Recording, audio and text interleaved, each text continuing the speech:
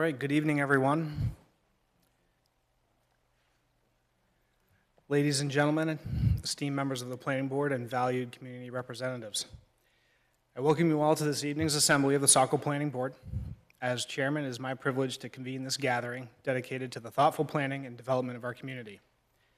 Today, we come together with a shared commitment to shaping the future of our city in a manner that reflects our values, respects our heritage, and fulfills the needs of our residents both now and in the future. Our agenda tonight contains important matters, each requiring our careful consideration, expertise, and collaboration. As we engage in our deliberations, let us remember the profound impact these decisions have on the lives of all, keeping in mind we're residents like you. It is our duty to maintain transparency, fairness, and inclusivity in our proceedings, ensuring that the voices of all are heard and respected. Together, we must embrace the responsibility entrusted to us by our community, working diligently and thoughtfully to chart a course that fosters growth, prosperity, and harmony. With that, I would like to call this meeting of the Tuesday, December 17th, 2024, Saco Planning Board to order. I look forward to the productive discussions and meaningful outcomes that lie ahead. With us this evening, myself, the chair of the board, Matt Provenzel, and to my left, our vice chair, Joyce Larry Clark, and to her left, Jeff Brochu, and to my right, planning board members, Jim Moyer and Matt DiCiani, with our planning board member, Carrie Lynn Lane, absent this evening, along with our city council liaison, Phil Hatch. Also with us this evening, our city staff, Emily Cole Prescott, our planner, and Lisa Harmon.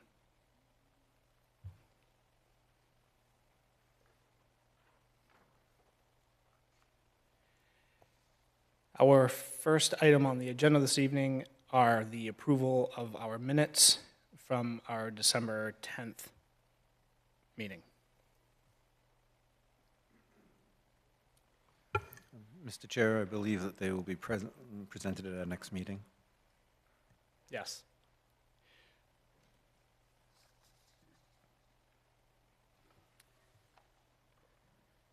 Our next item on the agenda this evening is our public comment period. This is an opportunity for any members of the public to come before the board and speak regarding any planning items. If anyone is here to speak this evening, please come to the podium and state your name and address for the record, and we will collect comments and respond accordingly.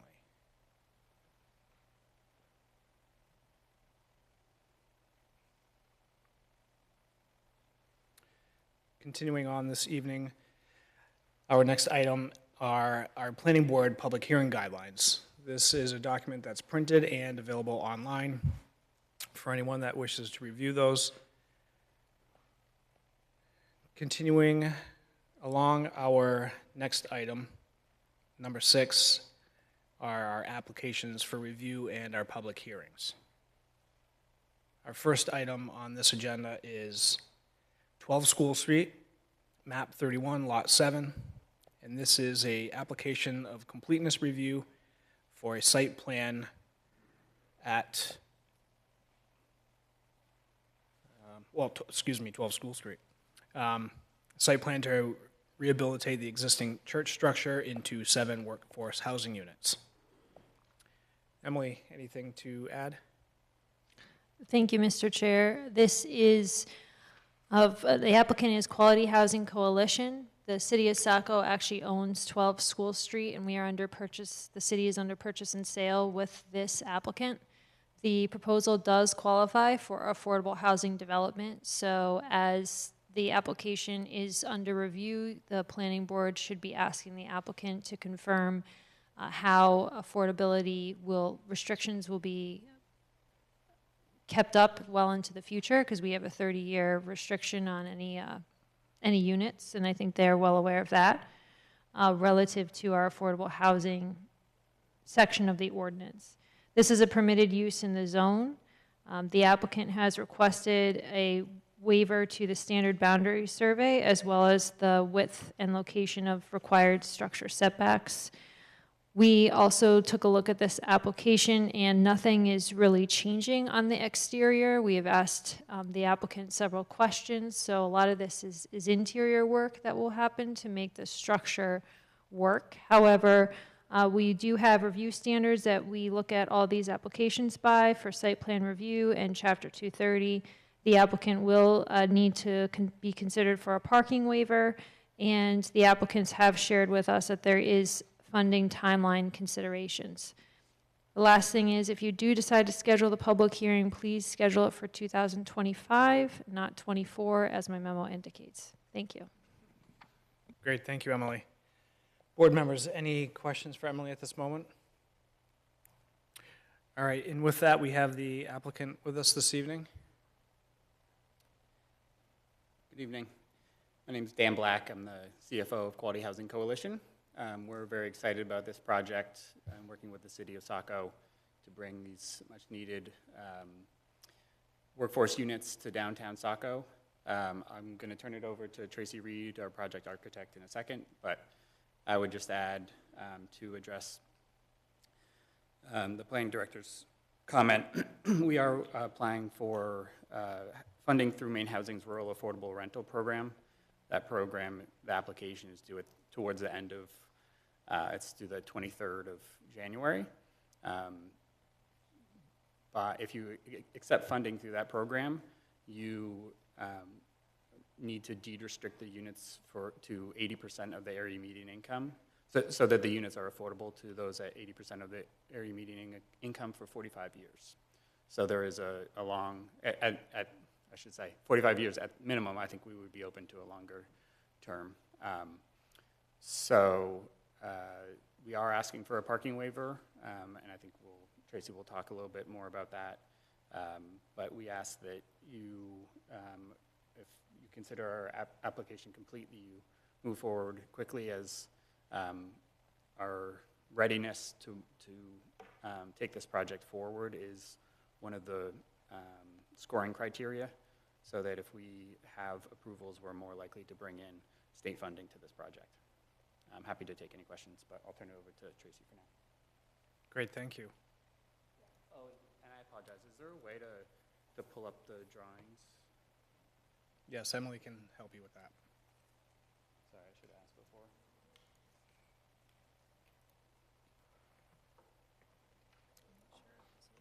Yep.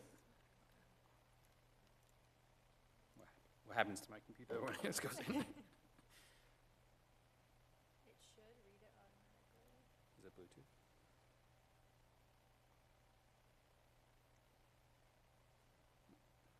So in this shelf right here, I think it's just. is the instruction Oh, okay. as well that covers that.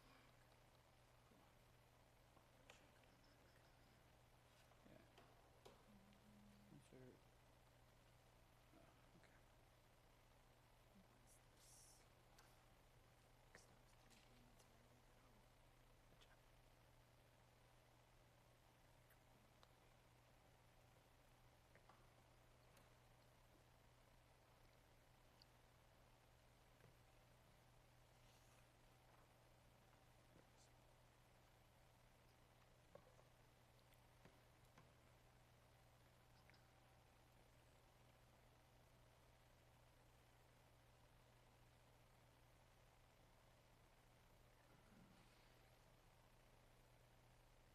There it is.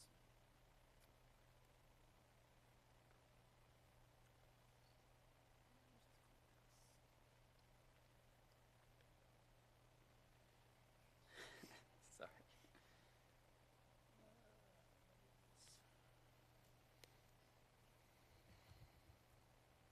I'm glad your computer is secure though. Yeah. All right.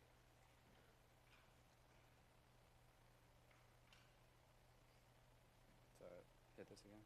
Once it's solid. Oh, okay. Okay, look at there. Look at that. Okay. Great. Is that okay? Or you want me to move it to?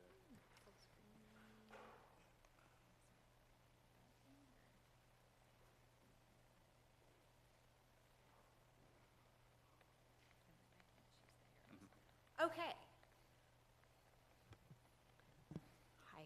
My name is Tracy Reed, and I'm the project architect working with Dan, and this is Victoria Morales, who is the executive director of Quality Housing Coalition. All right, excellent. So on our screen, can you guys see the screen there? Excellent, great.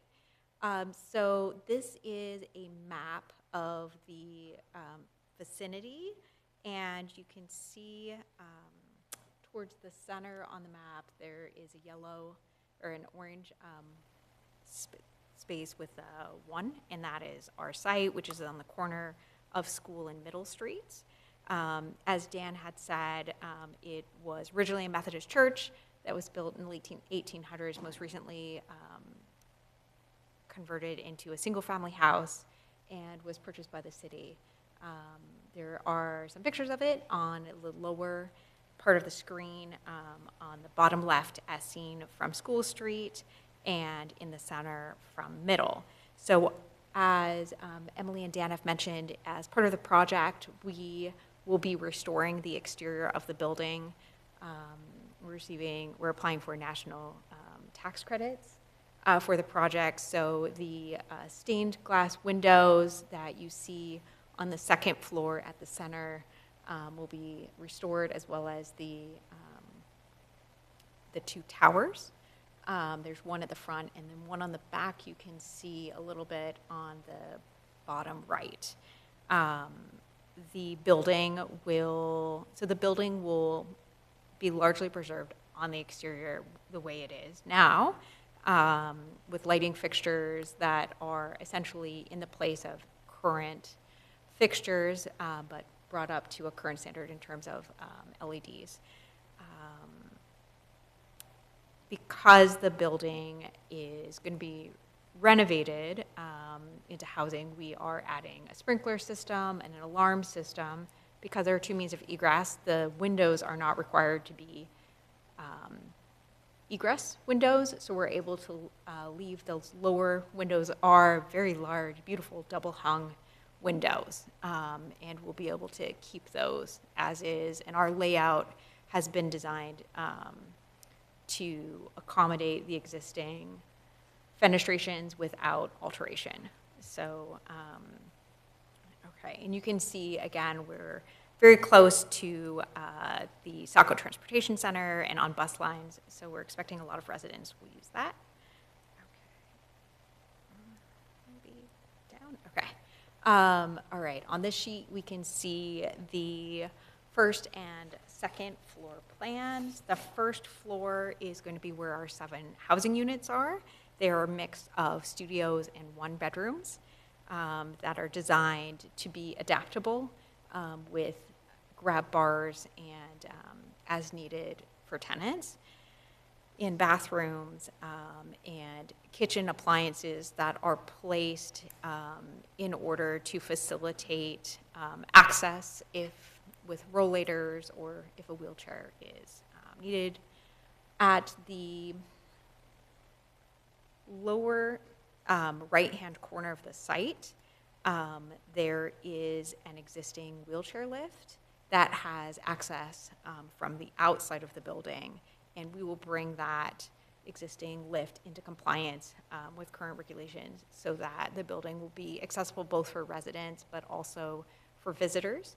So again, as you can see, there is both on the School Street side, the steps, but also the elevator at the bottom, and then a lobby that will be serviced by both used by residents, but also visitors who are using the second floor assembly space. And once you go through a door in the lobby, you can see those 7 units.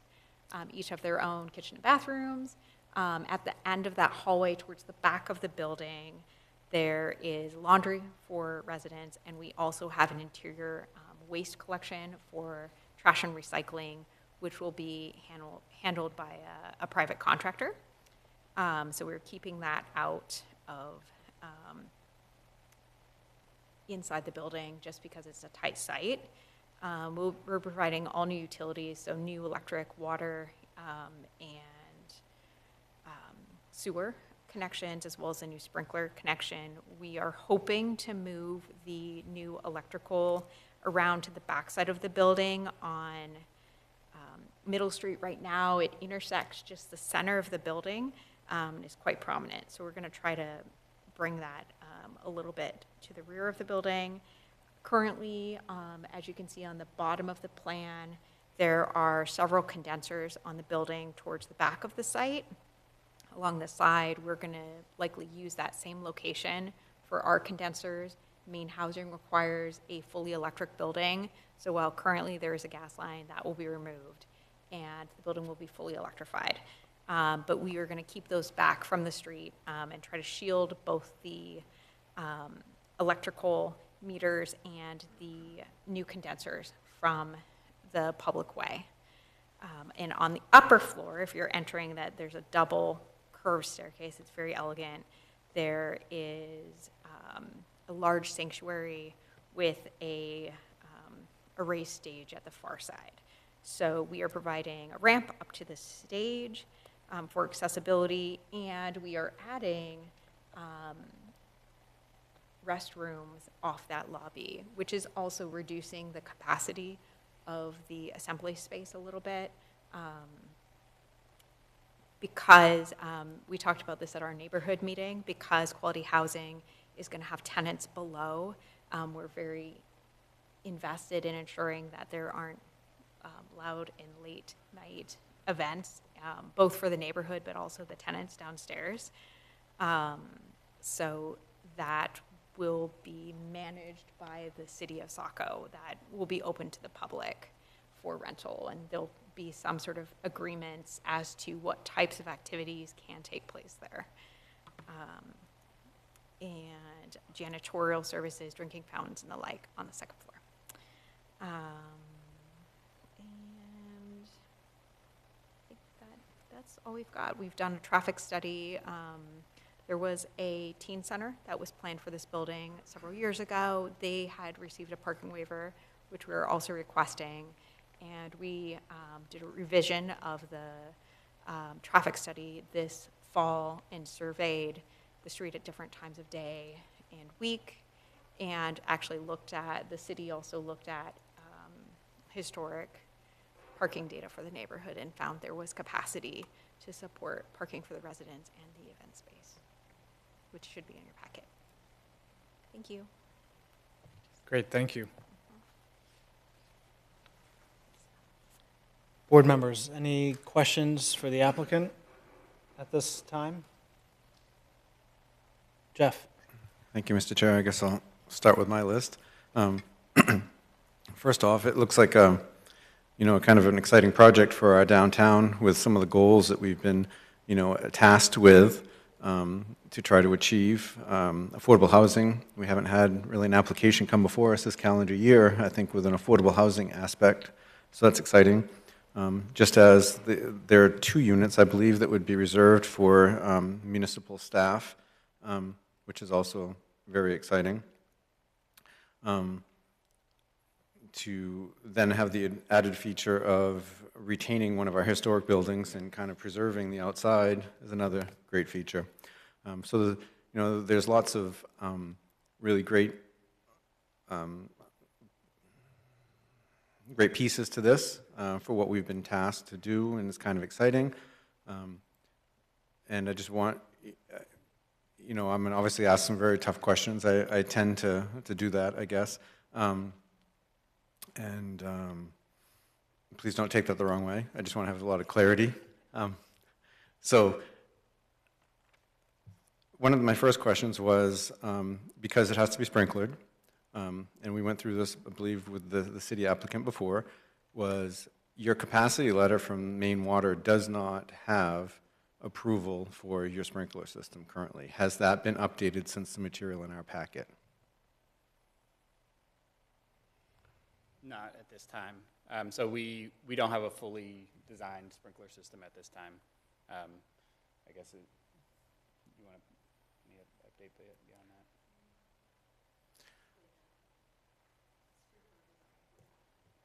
Understandable, but I mean, obviously there's quite a bit. There's only a 6-inch water main, I think I recall. And if you were to get into additional needs for a fire-rated pump and your service, is that going to fall within the scope? It seems like there's a push here for a very rapid process, and that could be a fairly large, hurdle.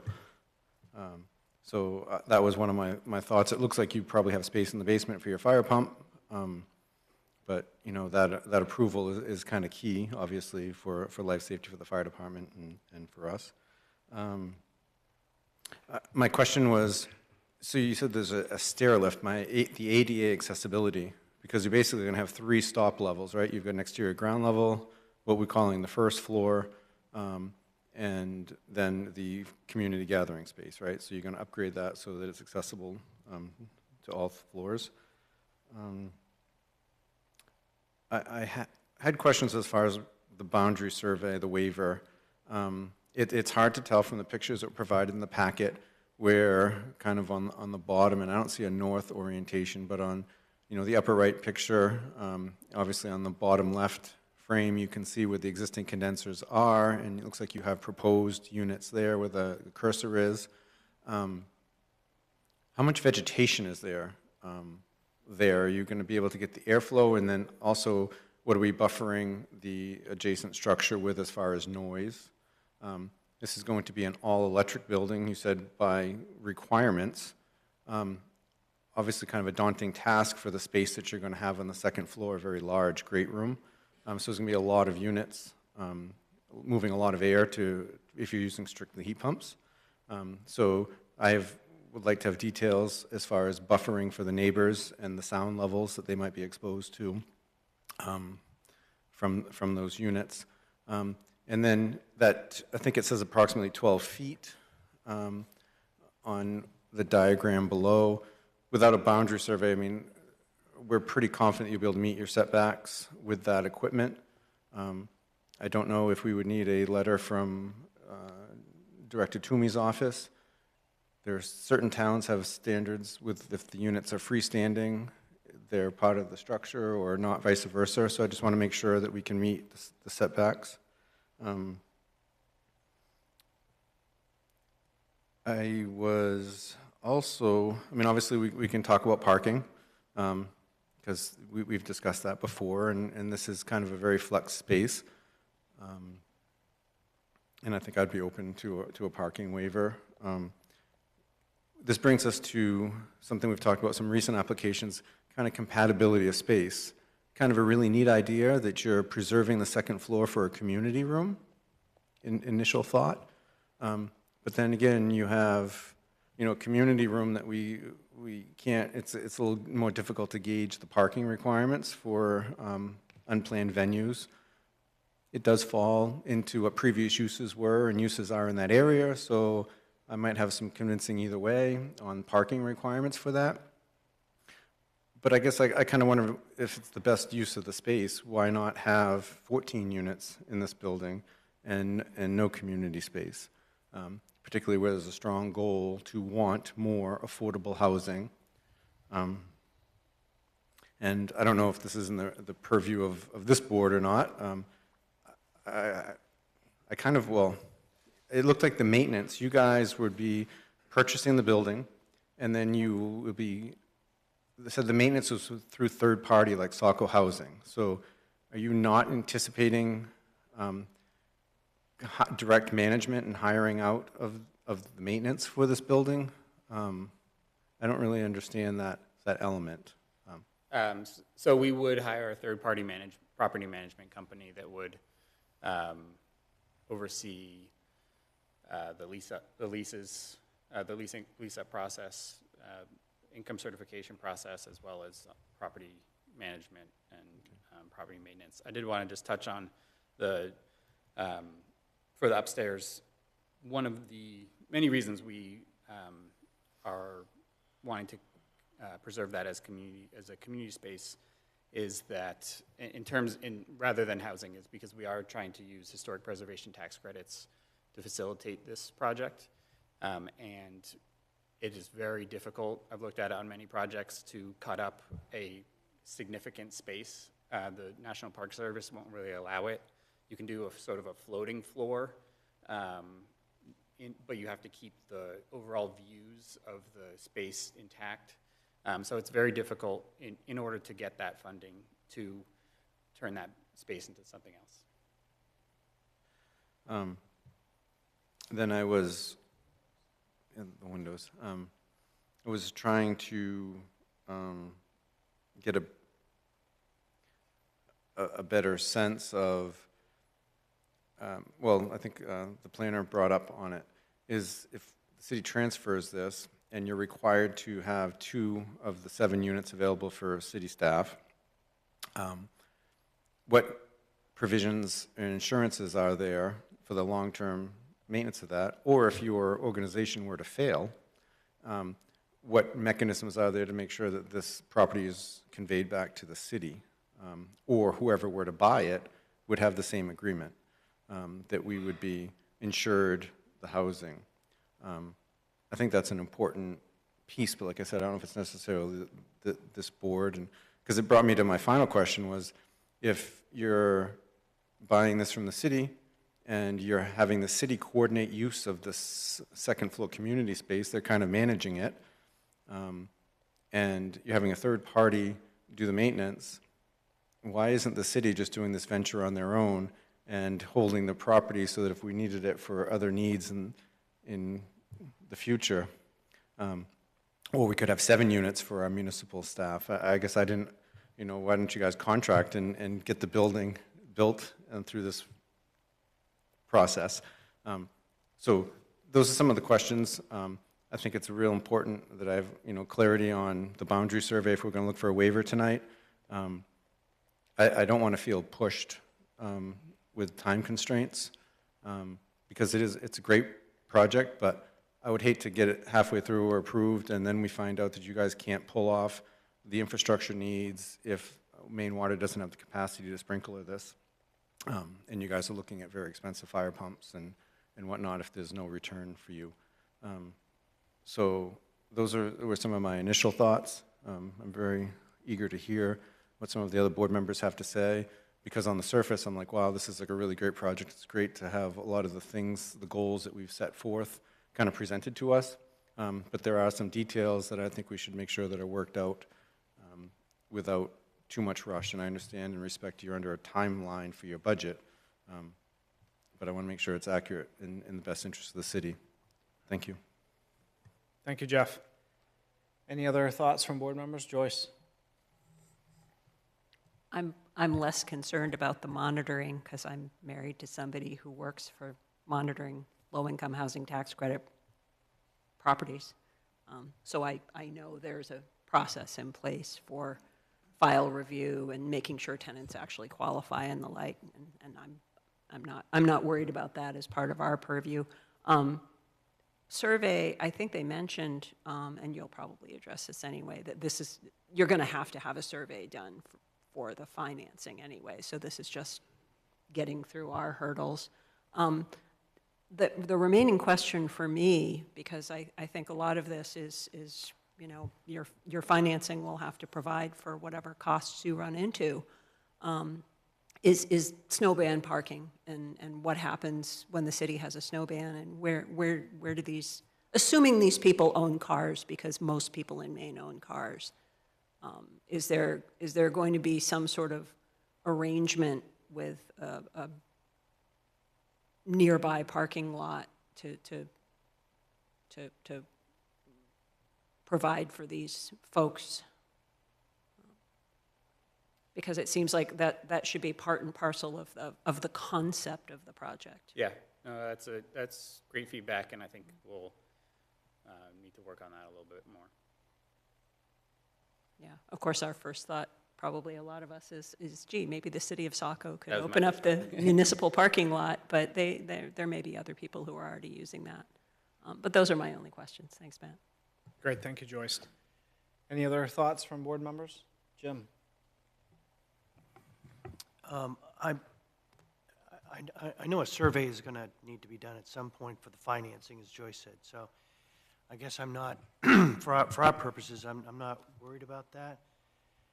As far as the setbacks go in the buffering, I'm sure the applicant can come up with a proposal that would provide some sufficient buffering from those condenser units. That's the only side I think that's really a little troublesome. And I don't know what the in-town setbacks are.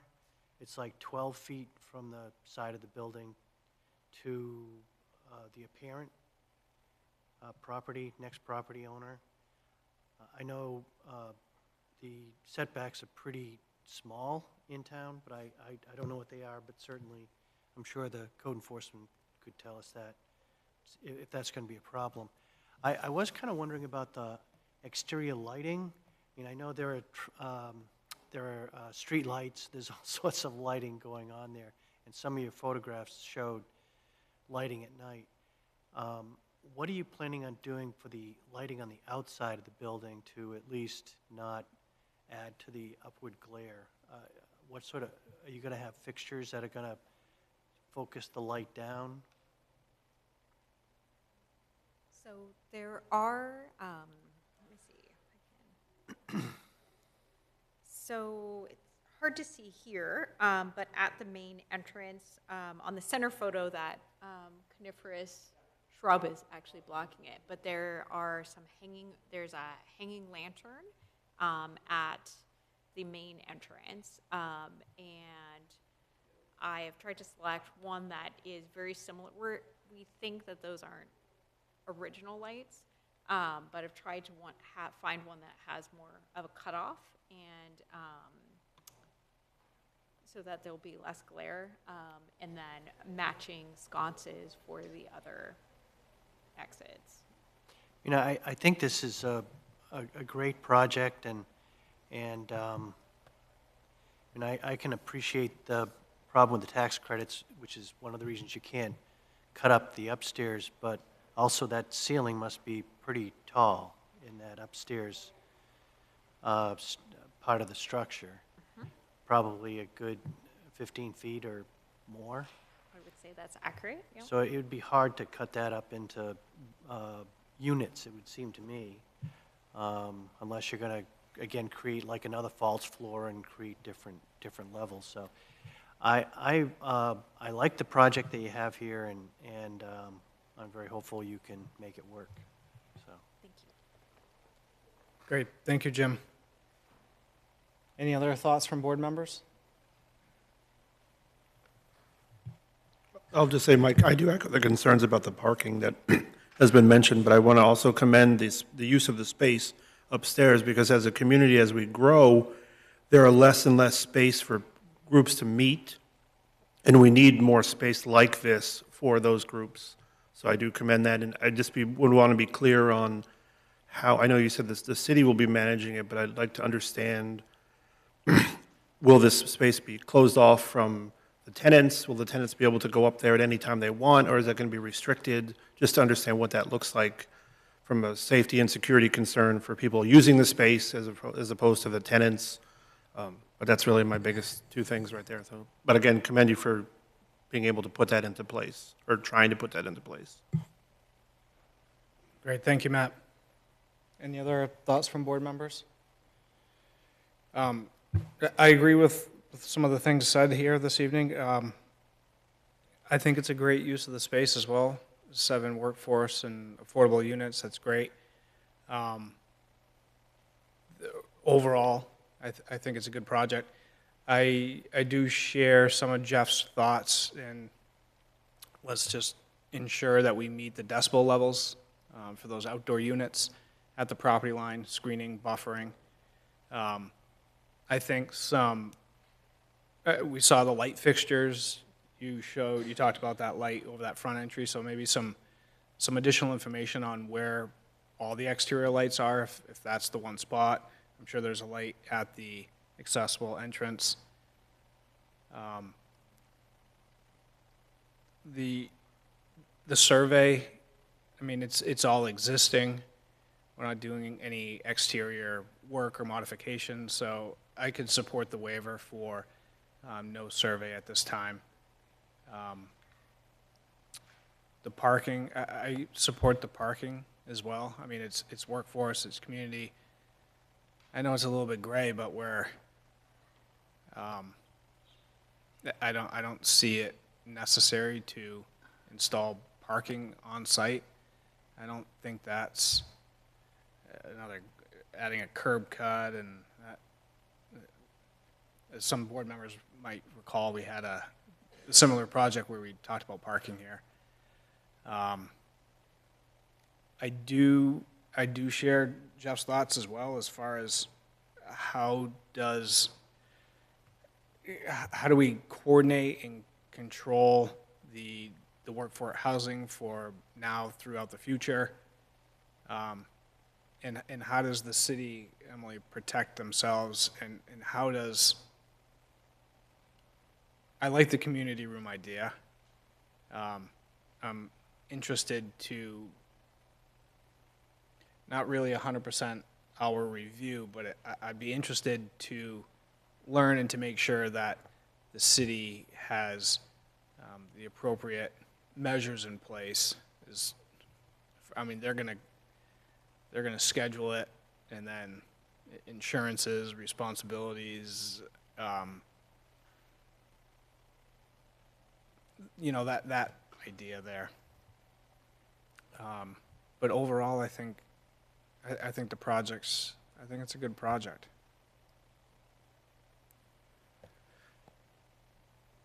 Any other thoughts for board members? So I guess for this evening, as far as the application and the materials, I can support the waivers. I think the board members have mentioned a few items for further clarity on. We do have that letter from water. It needs to be updated for the sprinkler, of course. I trust it'll be okay. To Jeff's point, fire pumps are problem. That's not gonna be a good solution here. But yeah. Any other thoughts from board members?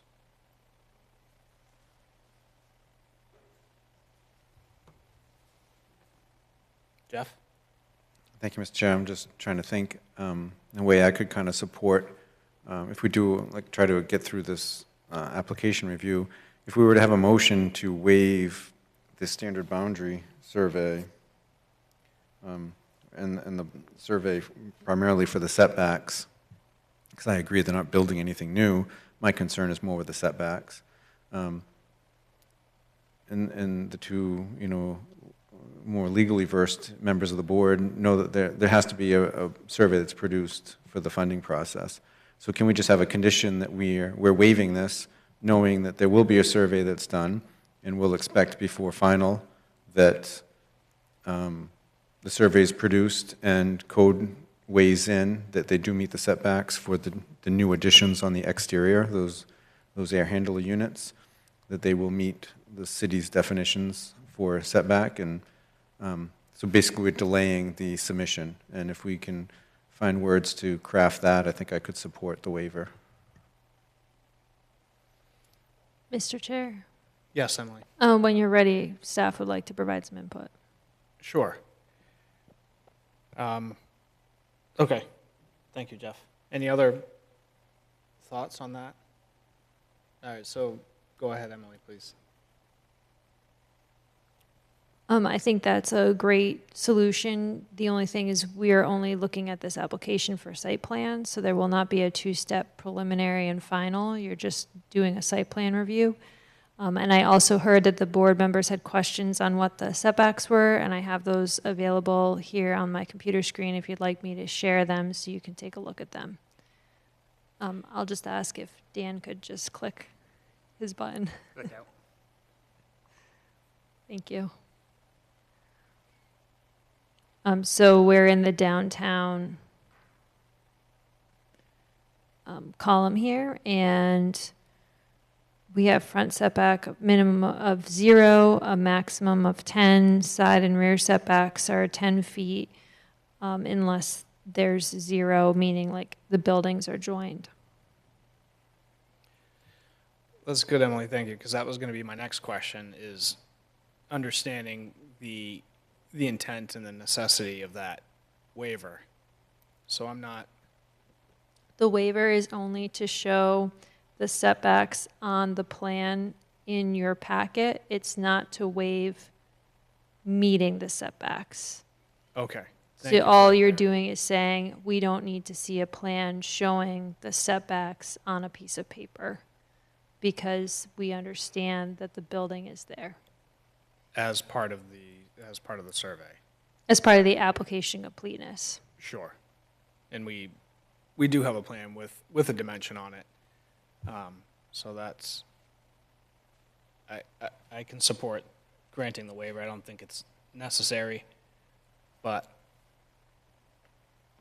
So, Mr. Jeff. Chair, if I may, just for clarity, so we would be waiving the requirement of this, of the survey, because we have a sketch in some dimension, and we're basically leaving it up that we're not waiving their right to put there, and codes would enforce the definition of how they mount their exterior units, and if it satisfies, great. If not, they have to find another location. And we would basically be looking at just reviewing noise and buffering from the units at that time. Okay, that clarifies a lot for me. Thank you. thank you, Jeff. Jim? Mr. Chair, I'll move that we grant waivers for the standard boundary survey and the location and width of all required structural setbacks for purposes of this application, understanding that those waivers don't prevent the code enforcement officer from fulfilling his responsibilities in making sure that the setbacks are otherwise met. Thank you for the motion, Jim. I'll second. Second by Joyce, thank you. Any discussion on the motion to grant the waivers as presented for section 179-403A and 179-403C as discussed? All right, those in favor, Matt? Yes. Jim? Yes. Joyce? Yes. Jeff? Yes. I vote yes as well. Motion passes 5-0.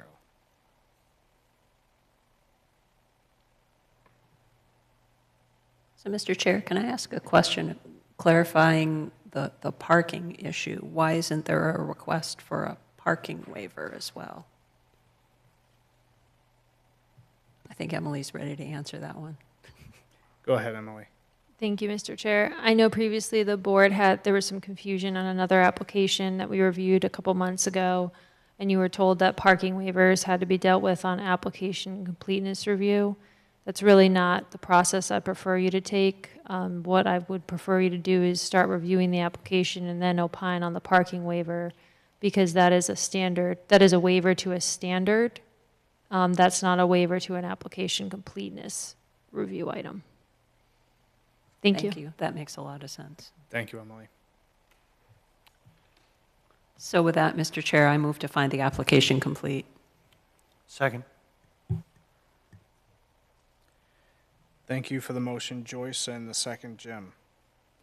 Any additional discussion on the motion? Those in favor, Matt? Yes. Jim? Yes. Joyce? Yes. Jeff? Yes. I will vote yes as well. Motion passes 5-0.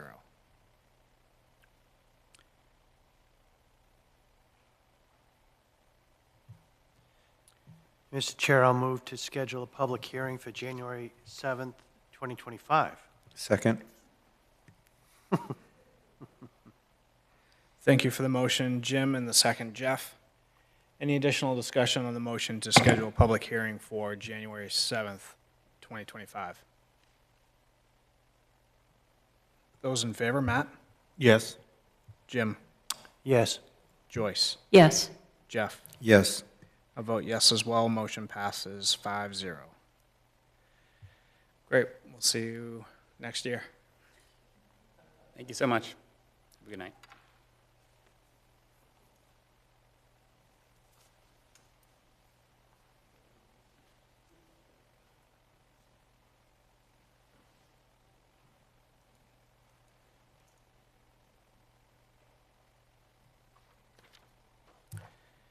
All right, our next item on the agenda this evening, item 6B.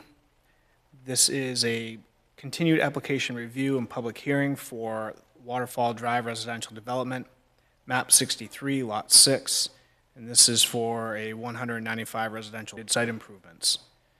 This is preliminary subdivision and site plan review, and this is within the Park North Contract Zone and Portland Road zoning district, and this is presented by Sebago Technics. Anything to add, Emily? Thank you, Mr. Chair. At the request from the last meeting, we did invite our traffic peer reviewer here, Diane Morabito, to answer the board's questions. The Conservation Commission's advisory comments are in the meeting packet. You probably want to debrief from the site walk, although now it's been a little bit of time. And you're looking at this per chapter 179, chapter 188 for preliminary subdivision and site plan review with site location of development. Great. Thank you. Thank you. As far as the site walk goes, I was in attendance at the first site walk, and I was unable to attend the second site walk. So maybe a board member that would like to give a brief summary of that second site walk, Jim? Well, we started at the same location we did the first site walk, at the end of the pavement of the existing roadway. And then we followed closely the stream and the precipice along that stream, along what I understand was, is it roadway B? That was part of roadway B. And then we went to the end of Waterfall Drive and then walked back along the other boundary of the property, and also the final area in orange on the map. We walked that to the cul-de-sac and back, mostly seeing the trees and the land. It was quite remarkable. I thought on either end of either side of the property where the brooks were located, it's quite steep, and that was very helpful for us to see, and as well as the existing trees there. And I certainly appreciated the Conservation Commission's input on that as well. Great, thank you, Jim. So with that, we have the applicant with us this evening. If you'd like to give us a brief summary update. Sure.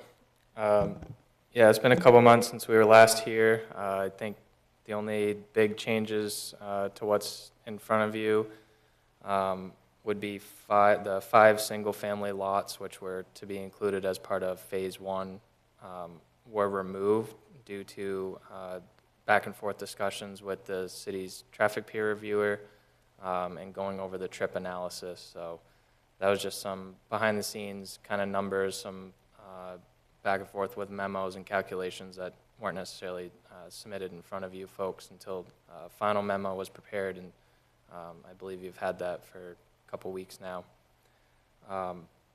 So as you can see, those single-family lots to the south are all now included within what would be Phase 2.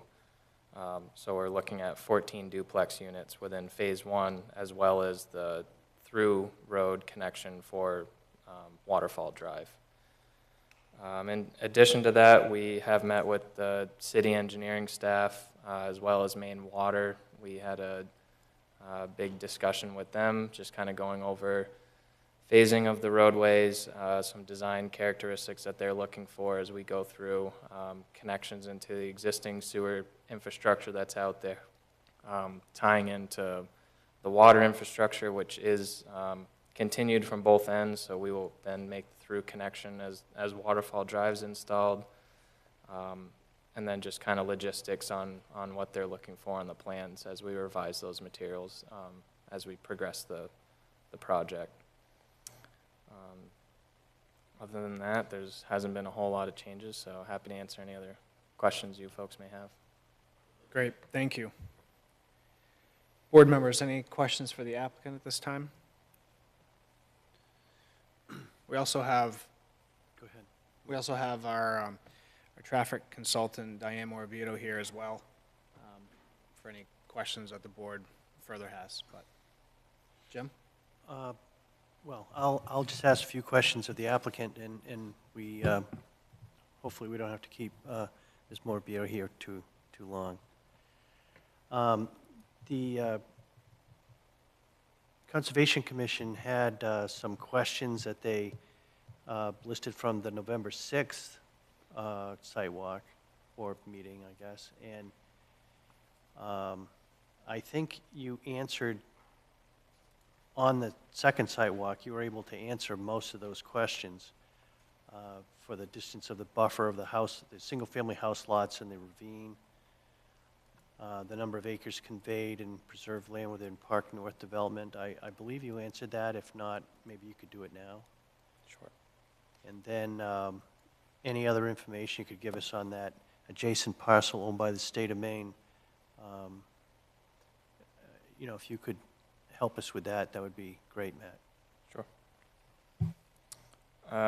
Yeah, so the buffer that they're looking at, if I can get the cursor here, is down along this area. So if you can see my cursor down here, this is a 100-foot setback that's off of Cascade Brook. And then there are also, it's not showing, but similarly along the tributaries along the northern side. So as you can see, that line would be the 100 feet. So at the closest point, we're about 110 to 120 feet from the rear of those single-family lots. It was pretty much the same as we walked through, if you guys recall, on the site walk. We were able to kind of stagger out on where those spots were. As far as the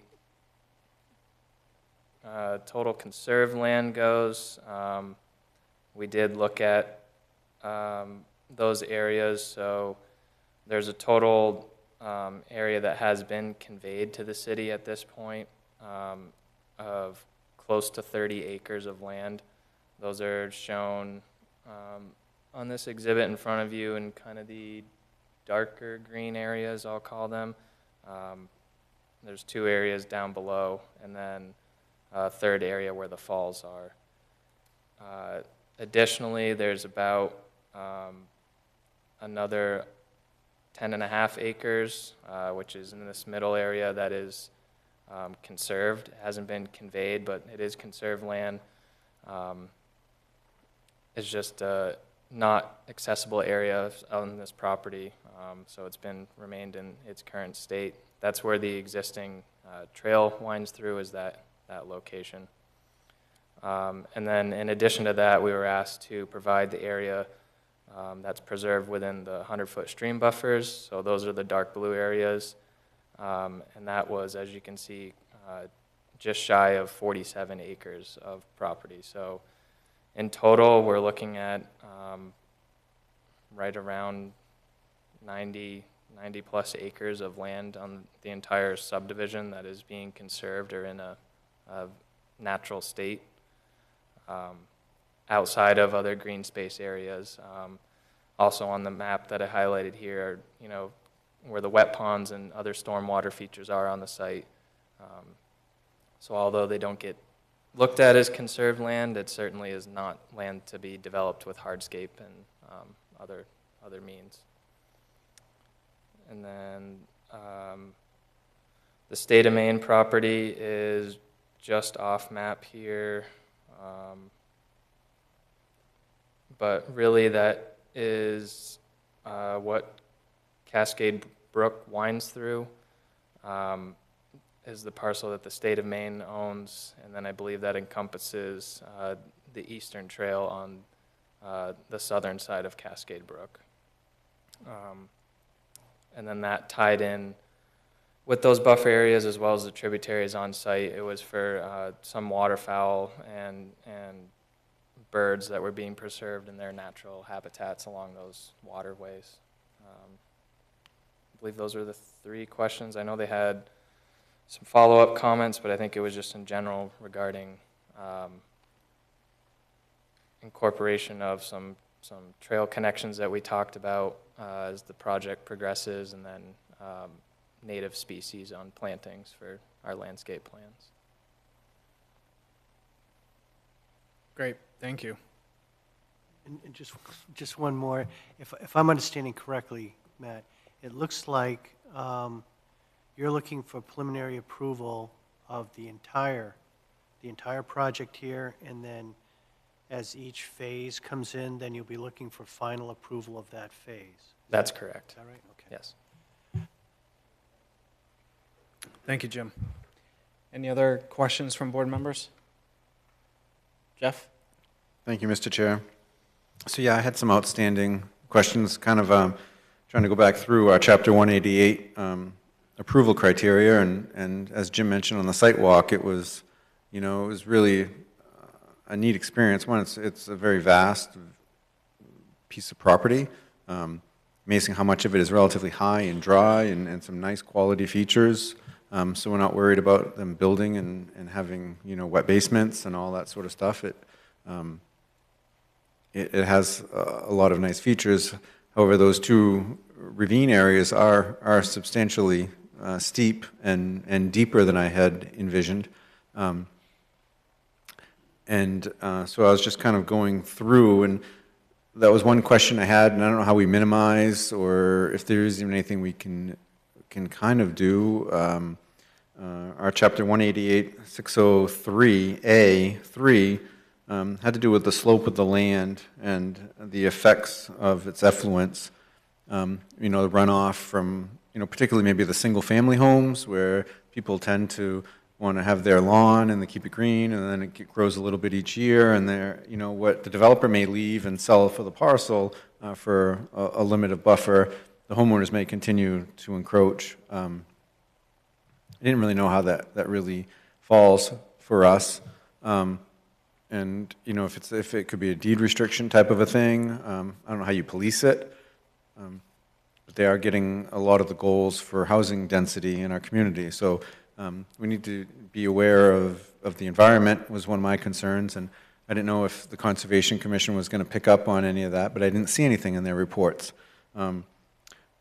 Just as I continue down into subsection H for aesthetic natural values, it was significant wildlife habitat. I happened to notice a lot of, wild game signs while we're out there on a site walk. They're, again, a beautiful area, but, we have to kind of have a toss-up, right? The city wants to have development and housing, and that's going to take place. And I guess where the Conservation Commission didn't weigh in, they didn't pick up on any of that. I don't know if it's necessarily up to us to make a concern. I thought that would be one of the areas that they would have a comment.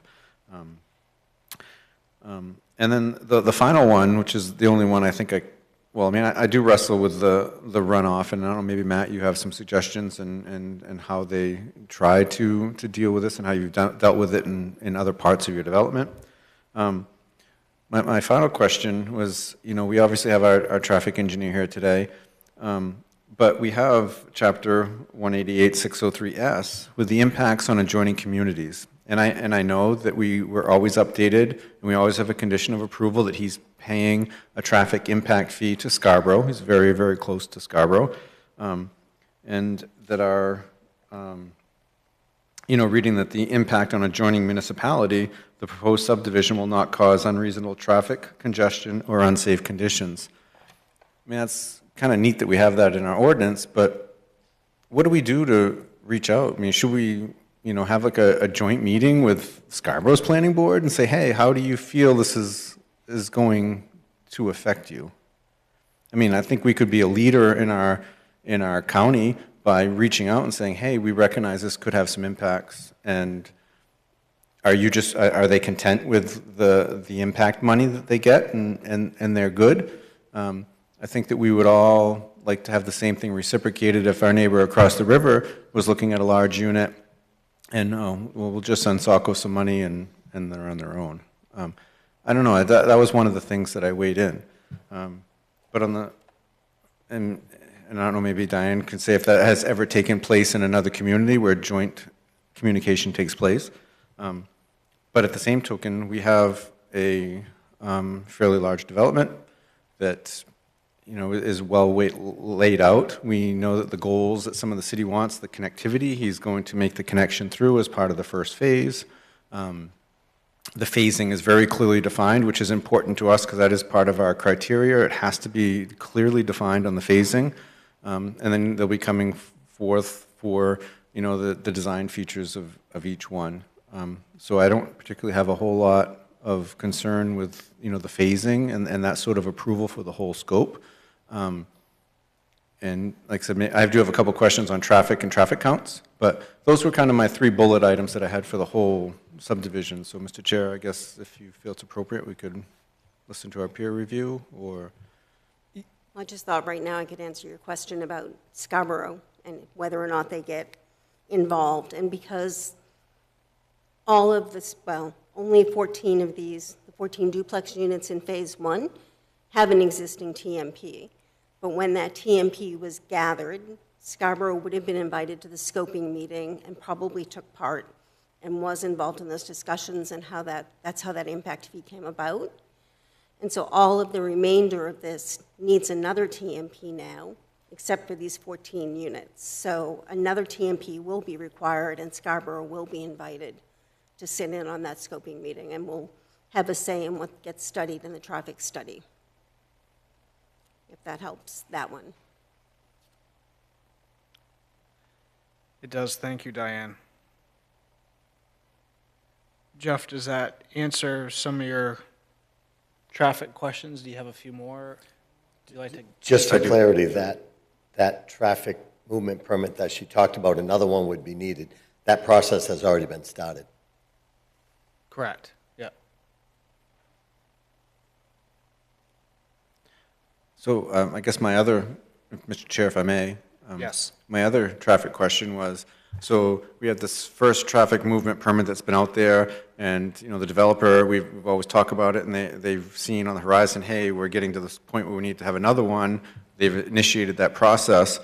But how does it work now? So we have, I don't know, the analogy of the cookie jar, right? So many permitted trips in there, and we had a facility that went in, the Ziggy's, right? And they took a certain number of those trips. Now, they're no longer there.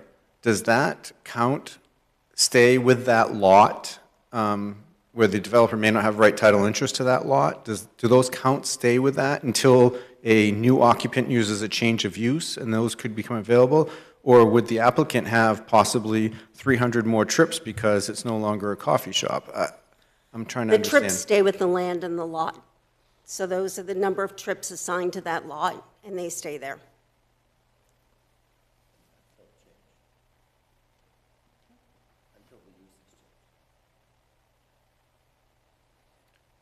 Any other traffic questions at this time? Any other thoughts from board members? Questions for the applicant?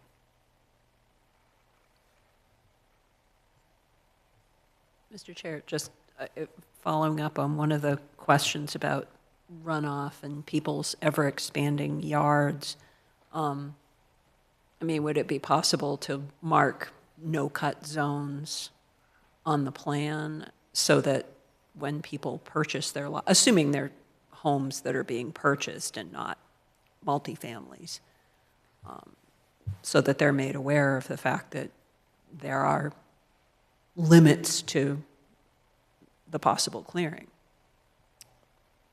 I think it's certainly something we can look into, especially on those steeper sloped areas towards the rear of yards. These lots are a bit smaller than typical in most places. The minimum lot size here is 7,500 square feet based on the contract zone. So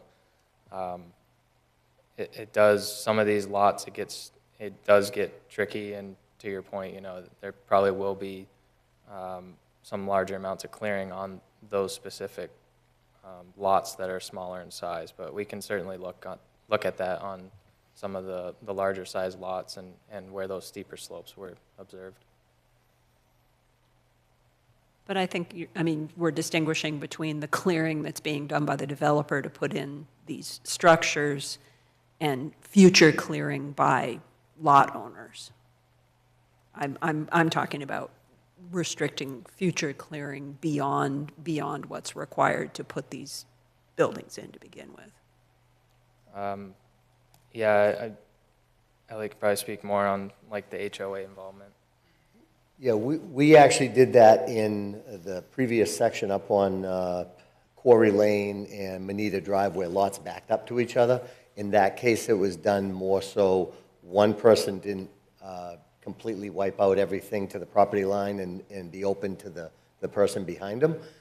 In this case, I can sit with the engineers and look at the rear of the lots to see if there's 5, 10, 15, 20 feet that we can put a no-cut zone on. But like he said, some of these lots do get small, so it may be a case of just to go in and do the house package, we may be wiping out a fair amount. Now, it is rare that we would literally go corner to corner, and it's really the back of these lots that we're looking at. So we will certainly look at the areas, like he said, where there's steep slopes and the lot has, 20 feet or so that we can put a deed restriction on those lots so that somebody at least knows when they buy it, there's a restriction, they can't go any further. Or not supposed to go any further. Yeah. Thank you. Thank you, Joyce.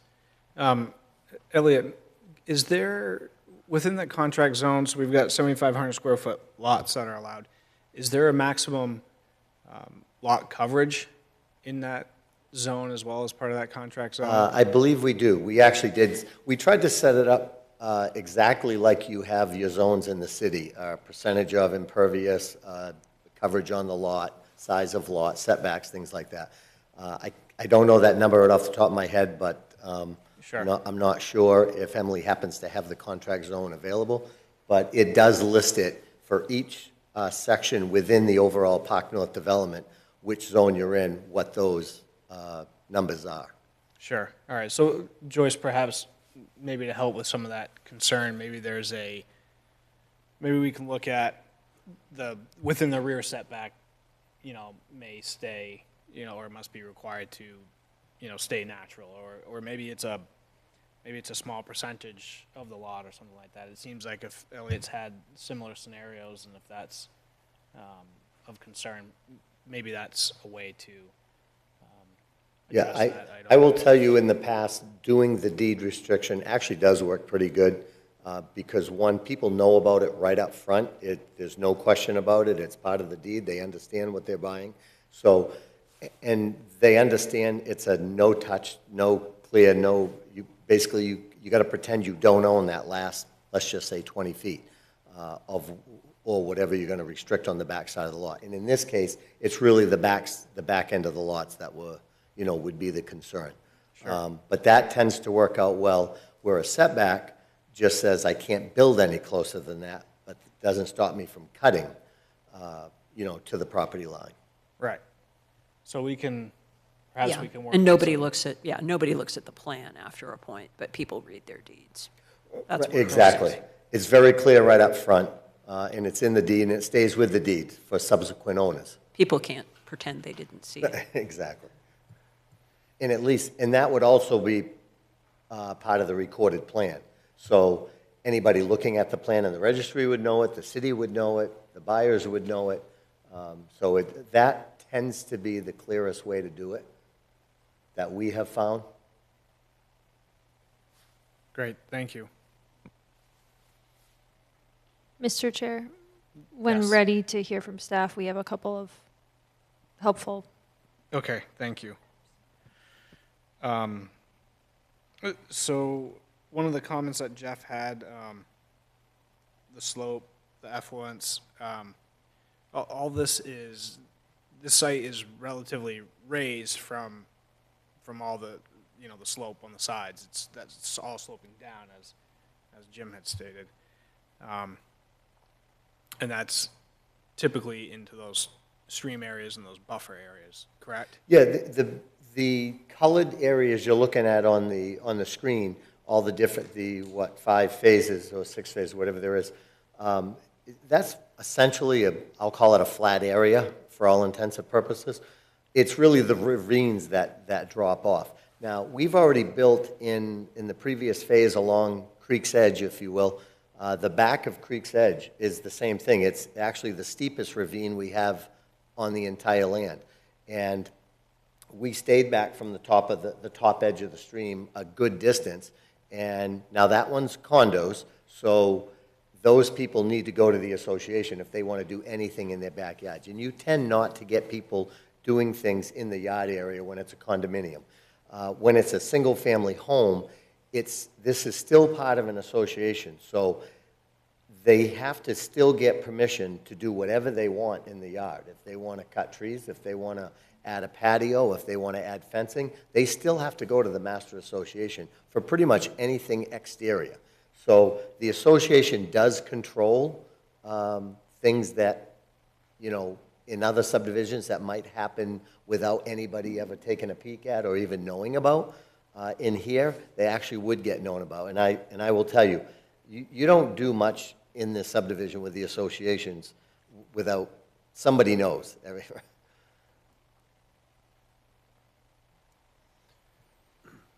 Great, thank you. Jim? Just a couple follow-up, a follow-up comment and then a question. The areas, I think, where all those lots were when we walked it, looked pretty flat, and it wasn't until you got well past the end of the lots before you hit that ravine on either side.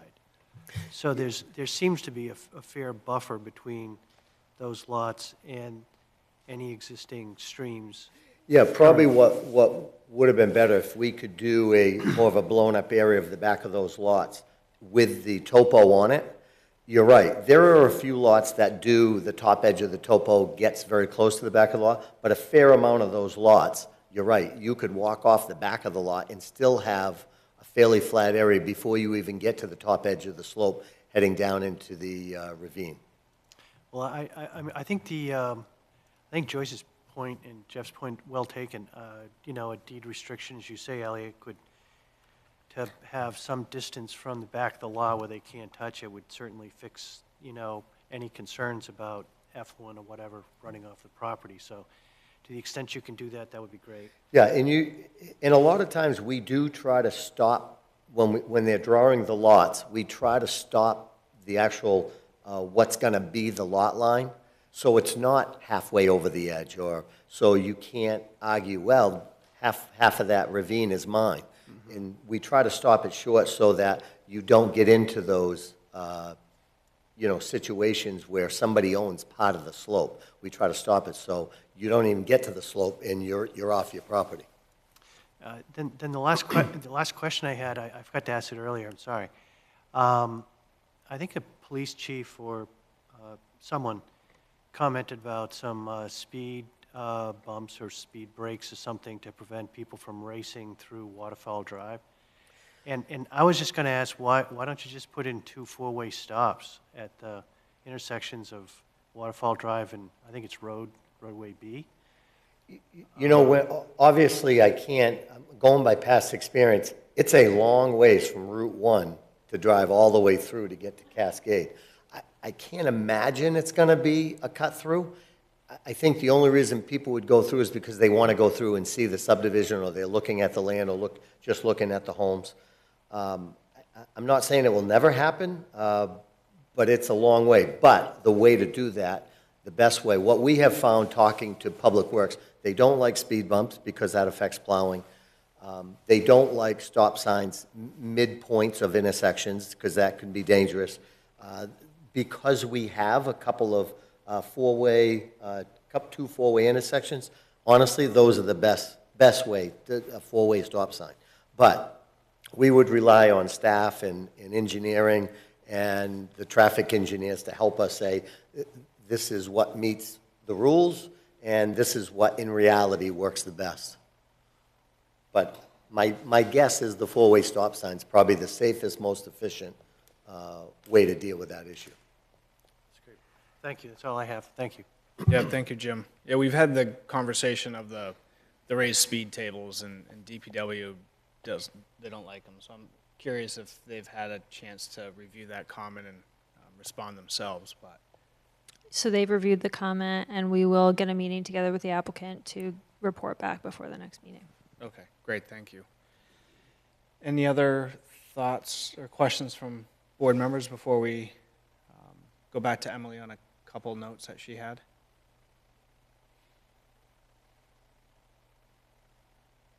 Okay, Emily. Elliot, could you just press the button over there? Oh, the big red one? Usually that's the no-touch button. Emergency. Yeah. So this area is in parcel 4 of the contract zone for Park North. We talked previously about Park North contract zone is broken up into like mini zones, but they're called parcels with a capital P, not parcels as in the individual lots, but parcels within the mini zone sections of the contract. That's just how they were referred to, the terminology that was used.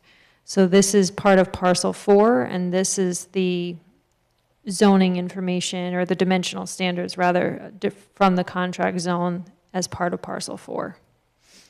I know earlier when this first came to the board, I did explain that Elliott, Chamberlain, and Park North Development have some development rights because the city years ago had approved through the subdivision process 200 units in the rear land. So there is already some right to develop some portion of that at least. Great, thank you. As far as, if I can just talk briefly on the traffic movement permit. Yes, please. I know it's been brought up before about like coordination with Scarborough, very good point. I do talk with Autumn, who is the planning director over there, periodically. We make sure that the payments are being made, code is aware of the process, and we look for the receipts, and then we save those receipts in our records. So they're aware of how that was working with the traffic movement permit as applicants. You know, we usually have the applicant has to pay the traffic impact fee to Scarborough as part of the traffic movement permit on Park North. So those do get paid, and we check in with Autumn and the Scarborough planning team on those every once in a while to make sure we're all on the same page. She has the Park North TMP and all the information. She was not the planning director when this permit was being reviewed. It was actually Jay Chase, and I know Jay was involved in conversations with the applicant and was also aware of the traffic movement permit process that was undertaken then. Scarborough, I'm sure, will be informed again, as will anyone else that needs to under the DOT rules. Thank you. Great, thank you, Emily.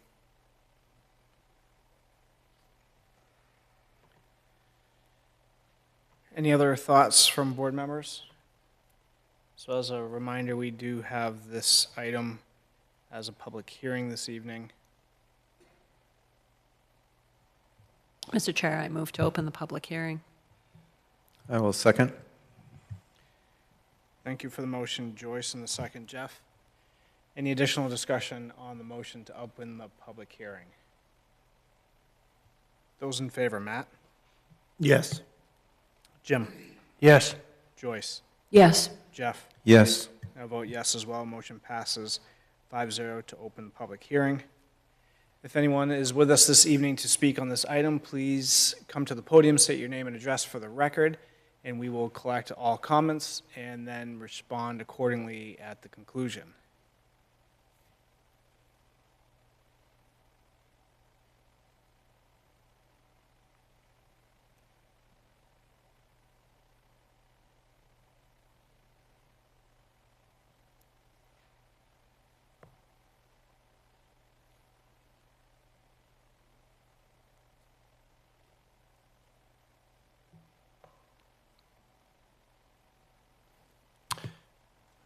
Mr. Chair, seeing no one from the public who's wishing to speak tonight, I understand that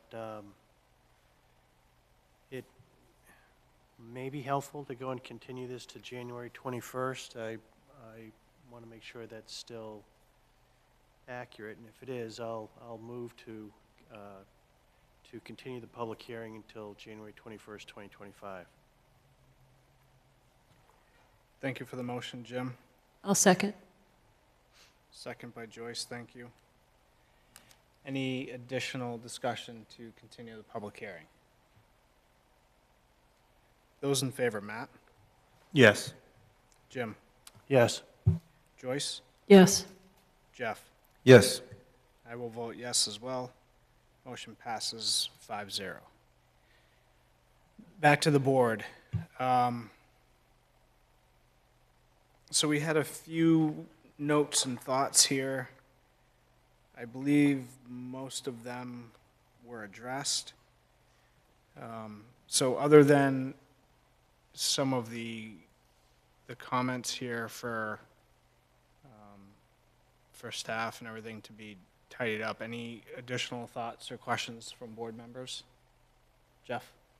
I know early in the first site walk, I kind of brought up the point about the wet ponds. We're talking about runoff, and I think they've done a very, very good job in all the other phases about, collecting all of their runoff. And so my comment earlier was really geared towards the lawn areas of these individual lots, because we know that they've been doing a very good job keeping a tally of their stormwater retention ponds and kind of divvying them up to lots. And I had asked the two of them that are noted as wet ponds. As with the last summer, we had some concerns, particularly, a little south of us, about the mosquitoes and the wet ponds. And that was kind of on my thought process at that time. Then the applicant, just when we were walking, in the site walk, he kind of replied that, geez, well, we've noticed that it's a lot easier to maintain when they're wet ponds. They don't get all filled in with a lot of debris and, versus a dry. So I guess I was just I'm kind of on the fence, and I guess it kind of makes some sense. But, I mean, is there a plan, is there anything that the DEP allows, maybe Matt could touch on before we, close the whole review process? Are there anything that the DEP does allow in the event that you were to have, like an outbreak or something to oxygenate the water, and we talked about that, it can defeat the purpose because it's supposed to be for settling purposes, and how do we battle the two possible concerns? I just didn't know if there was any creative thoughts or anything that, in trade magazine publications that you had read about that were kind of innovative, so that if we were to move forward with standard wet ponds and there were to be a concern in 5 years about, breeding grounds for mosquitoes, is there something that could be very easily added to that, if it were to be a public health concern at some point? Certainly. Yeah, so we did look into it a little bit more, and we can put in like smaller, either floating or stationary kind of bubbling fountains within to keep the water surface agitated. It won't necessarily be a large, elaborate Bellagio-style fountain, but certainly something to keep the water moving, to disturb any mosquito nesting. And I do believe you spray. Yes, the association does currently spray now in the section of Creek's Edge and the roads that we're currently in the process of turning over. So they spray on a regular basis. I think right now they spray like 6 times a year. So that would help too. Certainly any smaller pockets within yard areas, and just keeping populations down of mosquitoes in the area as it is. Great, thank you, Jeff. Jim? Mr. Chair, I'm hopeful that the staff could, by the January 21st date, have proposed findings for us to review and conditions of approval. I think that'd be very helpful if they have the time. Great, thank you, Jim. My recommendation as well.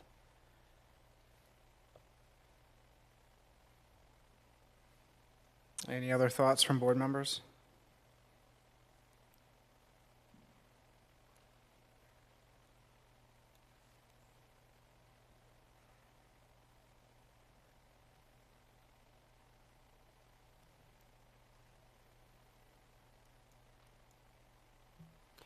Mr. Chair, if we need to do anything further on this matter, do we need to move to continue the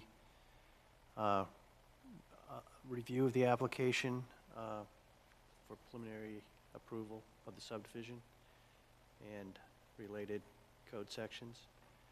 If we need to do that, I'll make that motion now. Yes, sir. So moved. Second.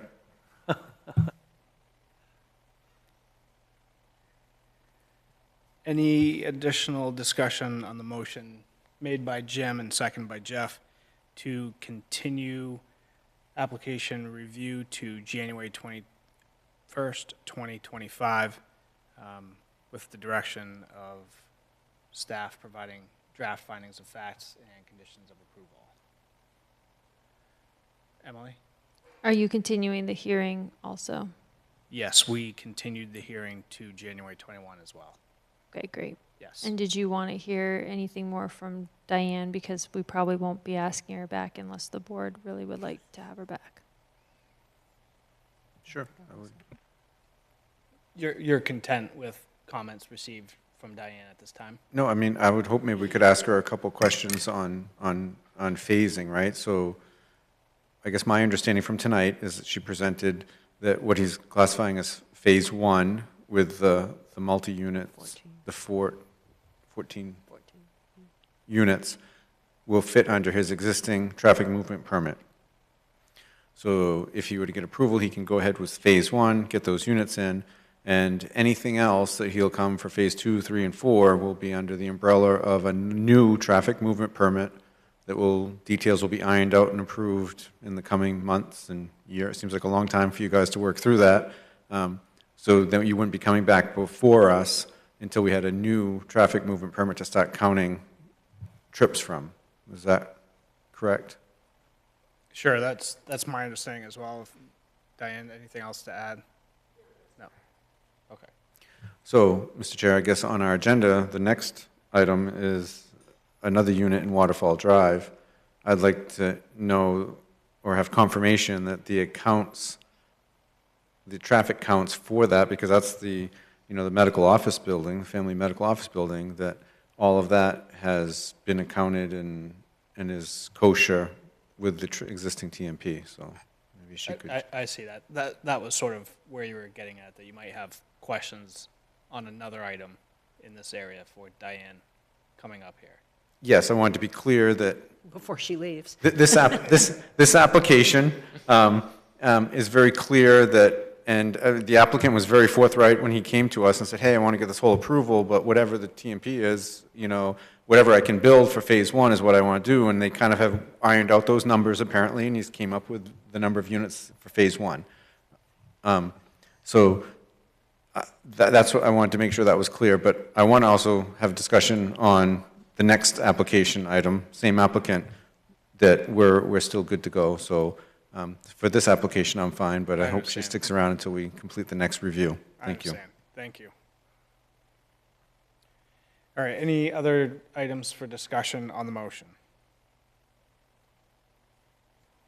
All right, those in favor of continuing application review and public hearing on this item until January 21, 2025?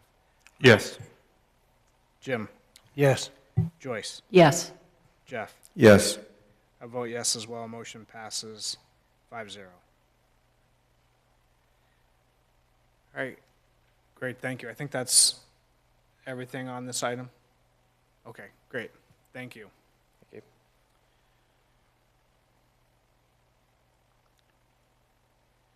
So with that, we will continue our applications for this evening. Our next item is item 6C, and this is 4 Waterfall Drive, map 63, lot 6-7, and this is for a family center medical office building. And this is a application of completeness review and public hearing. And this is within the Park North contract zone and Portland Road zoning district, excuse me. Emily? Thank you, Mr. Chair. This is for a medical office building. The applicant has held the neighborhood meeting on September 25th. I actually attended that meeting. The residents seemed relatively interested in the proposal and had some pretty nice things to say about the architectural features.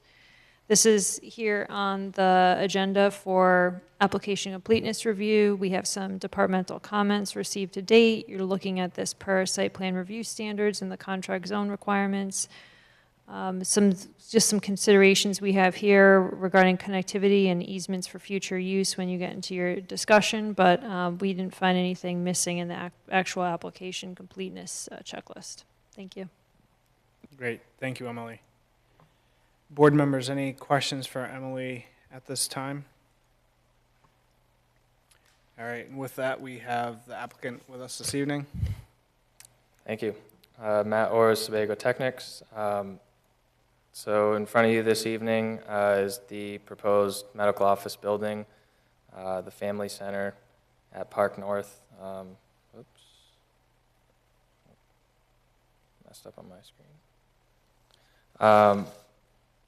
This lot is located between the existing, there's a bank facility that is right on the corner of Waterfall and Route 1.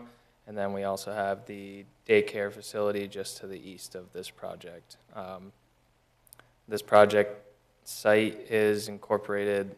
There's already a carved out lot which has frontage which goes all the way up to Portland Road just off screen here. This project's looking to develop the associated building in front of you as well as the parking areas. Sewer and water have already been stubbed in through previous development on the driveway to the west of the building, so Page North from Waterfall Drive. Services will connect into that.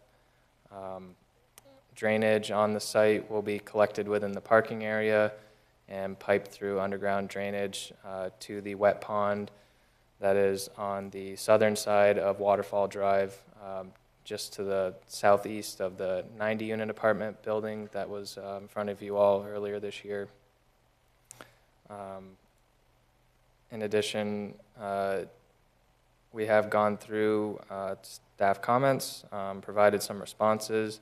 We had a little bit of items to clean up again on those, one of which was adding a sidewalk connection, which this plan does not show, but we have made that connection on our plans, and we'll provide a formal submission back to the planning staff and city engineer for their review with those materials.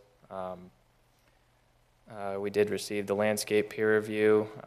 Their outstanding comment was providing a buffering between this project and the adjacent daycare facility. We are looking at providing some additional plantings along that property line just to provide a little bit of a screening between the two buildings. Certainly, traffic, I know, has come up with this. The trips are included within the existing TMP that is approved for the overall subdivision. This was done through,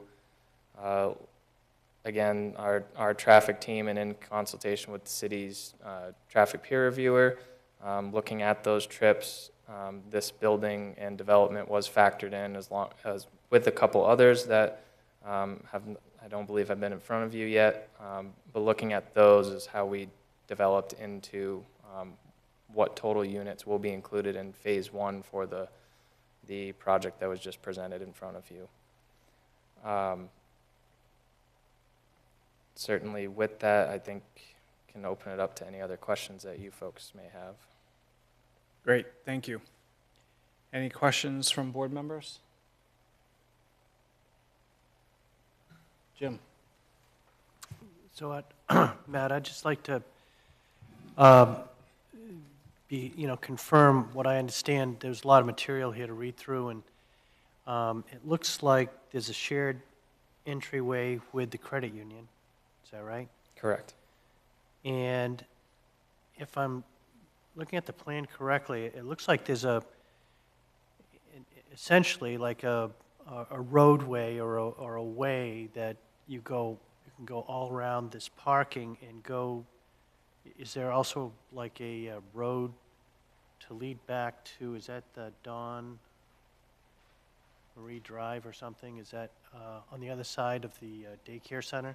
Correct, yes. So there's several ways of getting out of this property, one by the credit union, and one going all around the daycare center, right? Now, I wasn't quite, again, if it ever snows in Maine, what are you going to do with the snow that's for that medical center? Just push it up on the sides, either side of the road, or it doesn't seem like be a lot of space to put it very many places? Sure. Currently, obviously, this is about a 5 or 6 acre site, and this is only taking up a portion of it. So until the other buildings get built, all the snow will be put on the undeveloped sections. Once those areas get developed, there will be, between the islands, grass areas, there will be areas to plow the snow. We've got the same thing just to the east of this site is our apartment building, and we've got the same thing, and we have found for the last 3 years that we haven't had any issue. And at the end of the day, if you get a winter that is so substantial that the site can't handle it, we just haul it off. Okay. That's great. That's very helpful. Thank you. The solid waste, I was confused at first because I thought it required some sort of agreement with the daycare center, but then I think I read somewhere that it's all going to be hauled off-site by a private contractor? Correct. So the user tenant of this space, they consult with a cleaning company that would come in during the evenings, after hours, take care of all trash receptacles, and then they bring all trash off-site to their facilities.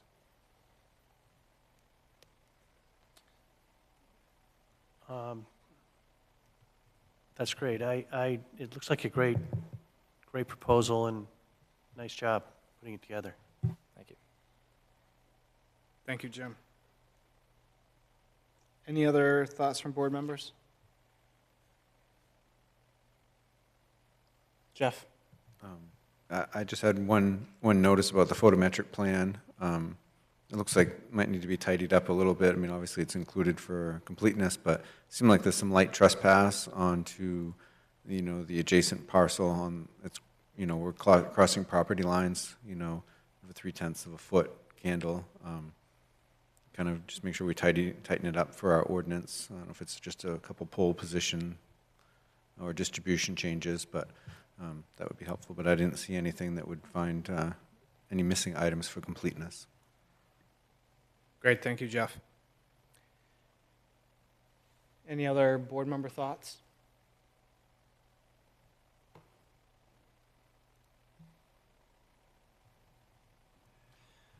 Mr. Chair, I'll move that we find the application complete. Second. Thank you for the motion, Jim, and the second, Jeff. Any additional discussion on the motion to find the application complete? Those in favor, Matt? Yes. Jim? Yes. Joyce? Yes. Jeff? Yes. I vote yes as well.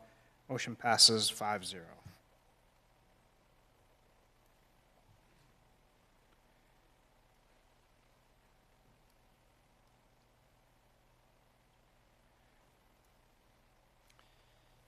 Mr. Chair, I move to open the public hearing.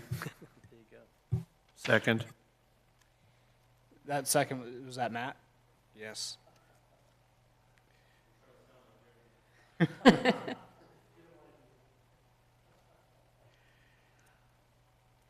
Any additional discussion on the motion to open the public hearing? All right, those in favor, Matt? Yes. Jim? Yes. Joyce? Yes. Jeff? Yes. I'll vote yes as well. Motion passes 5-0 to open the public hearing. If anyone is with us this evening to speak on behalf of this item, please come to the podium and state your name and address for the record. We will collect all comments and then respond to them at the conclusion appropriately.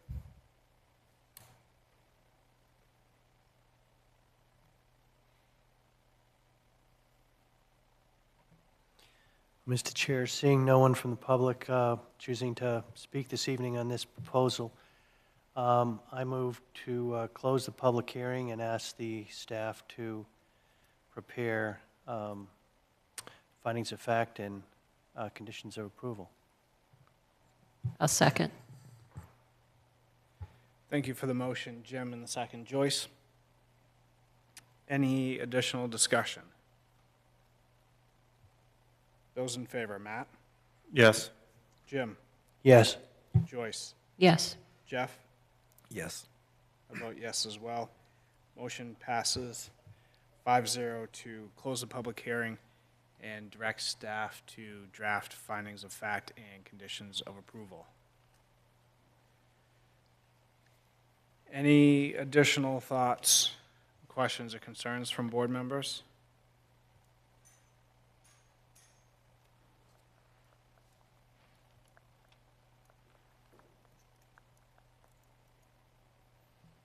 Mr. Chair, so it seems like we need to continue this matter, our review of this matter to another date. I don't know what would be an appropriate date. I'm hoping the staff might be able to give us some ideas. January 21st. Thank you. Thank you, Emily. Well, Mr. Chair, I'll move that we continue review of this application on January 21st, 2025. Second.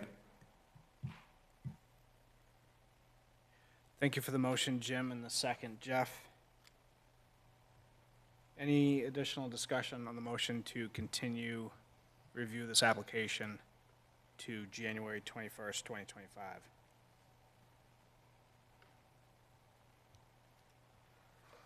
All right, those in favor, Matt? Yes. Jim? Yes. Joyce? Yes. Jeff? Yes. I vote yes as well. Motion passes 5-0. Great, thank you. Thank you.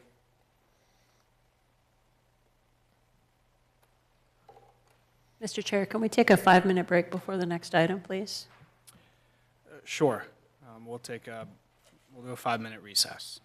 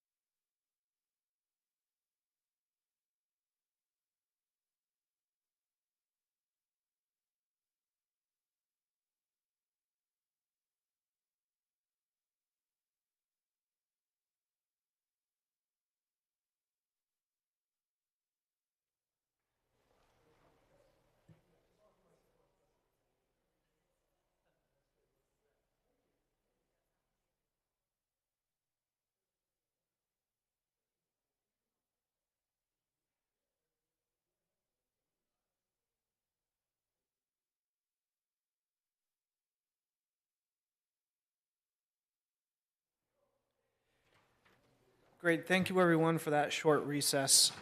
We will continue this evening with our next item, item 6D.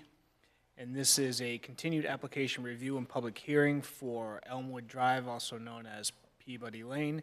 And this is a road extension, and this is within the low-density residential zoning district. Emily, anything to add? Thank you, Mr. Chair. We have hosted the site walk and we rescheduled the site walk due to weather, so we finally hosted the site walk. There's actually notes in the after the fact packet, because it was yesterday that you all went out there. Shannon went out and she provided notes, as well as the Conservation Commission memo for advisory comments to the planning board are both in that after the fact packet. We just want to make sure that you receive that for this evening to review. I just want to make a correction to those after-the-fact notes. I noticed I was listed as present for the meeting, which I was not there. So we will, Mr. Chair, if I can, Yes, please. I'll make a note of that, and then when we bring these for you to actually approve, like these will be on the next agenda for the board to review and approve, we'll make sure that gets edited. Thank you for that note. Thank you.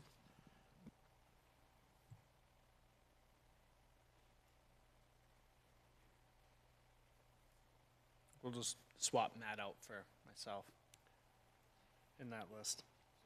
We do have similar hairstyles, but that might be about it. You have a much nicer beard. Thank you, Emily, for that info. We did have the site walk yesterday. It went well. We had a few residents with us. We had Conservation Commission members. The applicant with us was as well. Answered some questions that we had, I thought thoughtfully. So overall, it was well. We got a good sense of understanding where the easements were, how some of that road drainage was going to come into place, along with citing the two proposed structures out there as well. So I think the site walk was time well spent. With that, any board members briefly, any questions for Emily? Joyce? Mr. Chair, I just have a comment that I was not present at last week's meeting, but I did watch the meeting and review the notes prior to tonight's meeting. Great, thank you, Joyce. And I also should mention the same thing. I was not present at last week's meeting, but I did watch the meeting and read the notes. Great, thank you. Any board members here, Jim and Jeff, any objections to, obviously, Joyce and Matt's continued participation here? No, none. Great, thank you. And the applicant Steve with us as well. Any objections? I do not. Great, thank you. So with that, the applicant's with us this evening, and any brief updates or anything you want to provide? Nope, I know one thing that came up was snow storage area, and I think, Mr. Chair, you had asked us to show those areas on a plan, which we can certainly do. I don't have anything to submit at the moment, but I could just point to some of the areas around the proposed private drive where we have access to snow storage. Sure, if you're able to do a little screen share and kind of outline some of those areas, that'd be great. Now that we've been out there and we're familiar with it as well, I think that would be a big help. Sure. So for members that were there we had a few stakes along the center line of the road. So if you can see where my cursor is, that's station 0 plus 50, and we had a stake right there. One of the things that we talked about was this residence up here. There's what I think is a buried driveway culvert. We're proposing to replace that and extend it about 70 feet downstream. So there will be a fairly sizable area here to store snow. And then alternatively, for the private drive, we do have a little bit of space on the shoulders. There is a ditch down here that we're reshaping that exists, so we'd want to stay out of there. But There is some area towards the end of the private road before you get into the gravel pit that snow could be pushed as well in there. So. Great, thank you. On the, I guess, page north side of that roadway, there's that area of riprap right there as well, and did that area need a little bit of reworking as well? I know it was existing to remain, but did it need any repair? No, it's pretty well vegetated, and the culvert itself did not appear to be in poor condition. So we don't have any plans to alter that area. Okay, just a little bit of finesse as that road goes in with that Sure, swell that's there, off the but shoulder of the road. not nearly the work on the page south side. And then there's a new utility pole going in as well, sort of end of the road left. Yeah, exactly. Yeah, no, this is helpful again to having been out there and then seeing it here in plan is a big help. Board members, any additional thoughts or questions for the applicant?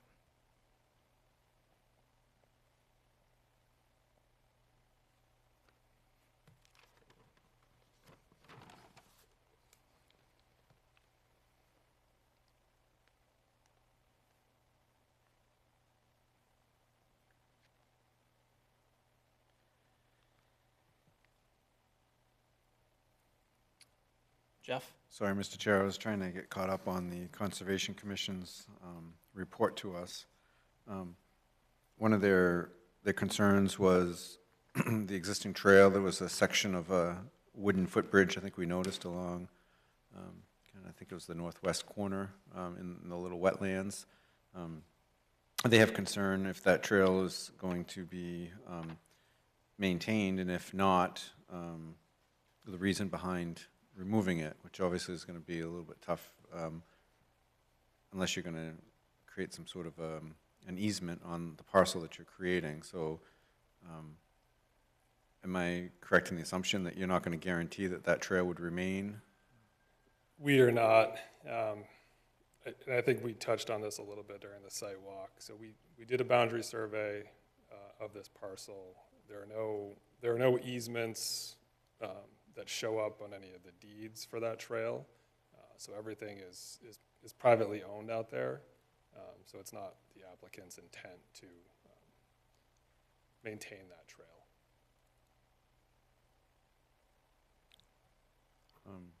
Have you seen the report from the Conservation Commission? I have not. I guess it's in our packet this evening. One of them, they touched on, they'd like to have more information from the Inland Fisheries and Wildlife about the Blandings turtles. And I thought that the second correspondent said that they didn't really have concern about it, but apparently the Conservation Commission would like more information as to why there's no concern. Yep, which is something that we've requested from IF&W, but we have not received. Also, oh, go ahead. Sorry, can I just to elaborate on that? And you may have said this, but I think what they were requesting is we've had multiple letters from IF&W, and the latest stating that they have no concerns with the project impacting the Blandings turtle habitat, and the Conservation Commission requested that we ask IF&W why they have no concerns. So we've posed that question. I have not had any luck getting an answer to that yet. So continuing on, I guess the Conservation Commission had concerns about clearing of the trees during, or prohibiting them from June through July due to the possible presence of bat species. I don't know if that would be a particular obstacle if we had a condition of approval for you prohibiting tree clearing during that time. It wouldn't be, but I guess just to elaborate on that, and I don't know that, I'm not sure what the date of that letter is, but we also have another updated letter from IF&W stating that they do not have any concerns with the project with bat species as well. So the clearing restriction comes from, I believe comes from the original comment from IF&W about the presence of bats, which they have since clarified. I don't think the applicant would necessarily have an issue with restricting clearing during those months, but I'm not sure that IF&W is saying it's necessary either. Understood. And then they had noted some trees of significant size on the project site. I think it was discussion about the kind of where the private roadway starts and turning. It seems like the abutter was present, if I recall correctly, and they had kind of come to an agreement that there are some fairly large, like pine trees, that they had concerns about, and they were going to be taking them down as a mutual agreement between the developer and the homeowner. And it seems like that kind of triggered a little something on the Conservation Commission. If further stands of significant trees are identified during the site walk, the Conservation Commission asked that these trees be added to the site plan. And I don't know, I mean, what we do as a board, if we can ask for, you know, a tree survey. I didn't really see a lot of trees of great significance within the site. And I could see where those trees near that house would have been a concern for more of a hazard tree, particularly once that roadway was expanded. So, I mean, that's kind of a topic for us to discuss. I guess I just wanted to make sure that the Conservation Commission items were at least on the table and addressed. I had more concern, Mr. Chair, during the site walk. Is for me it was kind of eye-opening how quickly it dropped into like a wetland. You know, there was, you know, what will be relatively small lots, trying to fit them in, and then the back section with the wetlands, and seeing where the houses would go, and still trying to put in a private septic. Then with the addition of how much ledge is there, I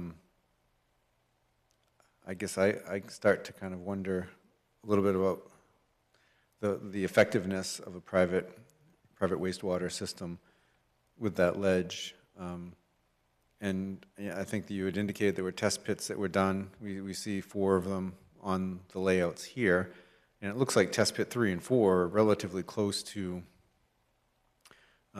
what was, I guess, a man-made swale. We all kind of thought it was part of an intended drainage system, and then you pointed out that it was dug probably when the gravel pit was being used to try to drain it off.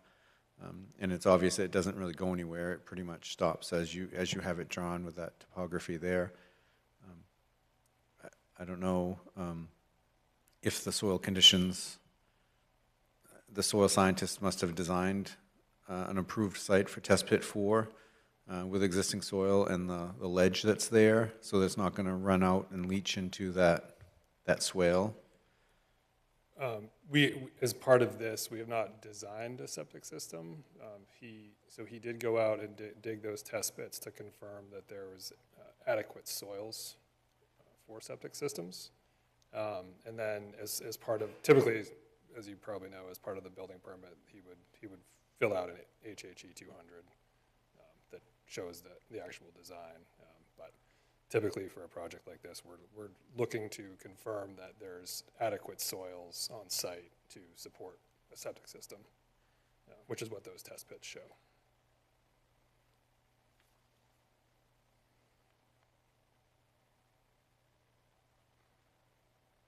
I guess that's all I had, Mr. Chair. For me, I'm having a harder time with how dense those lots will be in the private septics. And, you know, what looks like, you know, relatively significant forested wetlands that were delineated. And I know it looks accurate to what's there, as long as the scientists can say that they won't have contamination issues from those private septics is kind of a concern. It doesn't look like a great location, but I'm not a soil scientist either, so thank you. Great, thank you, Jeff. Any other thoughts from board members? Joyce? One, and it may have been answered during conversations on the site walk, but one of the outstanding issues in the proposed finding of fact was solid waste disposal. Adequate provisions made for disposal of solid waste and recycling. So is this going to be private trash disposal, Correct. city pickup? It won't be city pickup. We did get confirmation from the city that for the city to pick it up, the homeowners would have to wheel their trash bins down to the end of Peabody Lane. So that doesn't really seem sustainable. So it will be private pickup.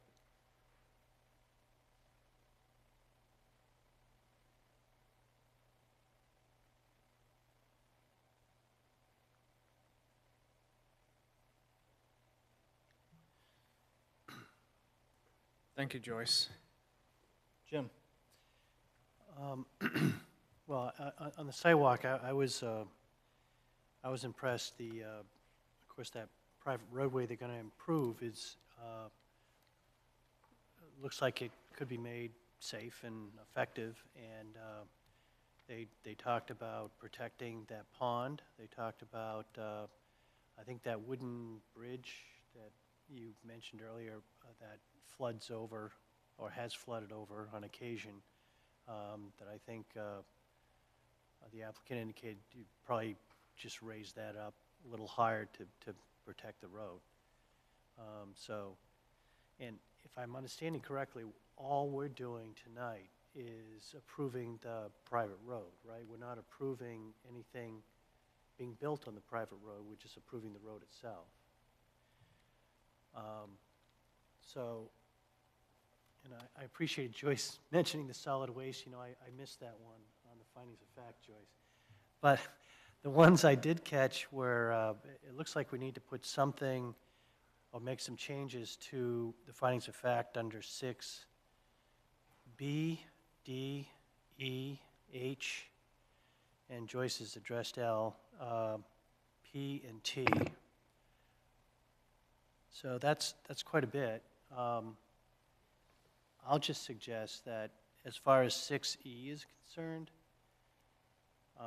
that we could simply eliminate the last parenthetical phrase, because I think the applicant has,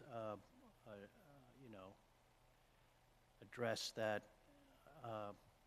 public safety issue adequately and has explained how the snow removal is going to, snow storage is going to take place. With respect to 6B, D, H, I guess L, P, and T, all the remaining ones, I would just suggest that we use the same explanation or the same finding that we did with 6A, that based upon application materials, comment responses, peer reviews, and conditions of approval, the standards met. So I think that that each of those different sections, whether it's other laws under 6B or natural features, I think the applicant has more than adequately explained how they're going to maintain the natural landscape as much as possible and minimize grade changes. Public safety, I've already addressed, it's 6E. But 6H, off-site impacts, there were a fair number of neighbors there, I think, at that sidewalk too, and everyone seemed to understand how this private road would operate and the houses at the end, and it seems to me that the off-site impacts would be minimal, other than a few more houses on the road. As far as wildlife under 6P is concerned, I appreciate the Conservation Commission's thoughts on it, and Jeff already went through those adequately, I think. And for 6T, the audio-visual buffer, I think all the screening that the applicant has proposed certainly meets that standard for a robust audio-visual buffer. So if a motion's appropriate, after all that confusing discussion, I'll simply suggest that we eliminate the the existing words on the, for finding for 6B, D,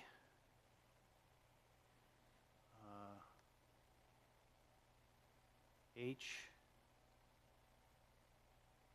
L, the last sentence on P, and the sentence on 6T, and replace replace all that with the same response we have for 6A. As I said, based on the application materials, comment responses, peer reviews, and conditions of approval, the standard is met.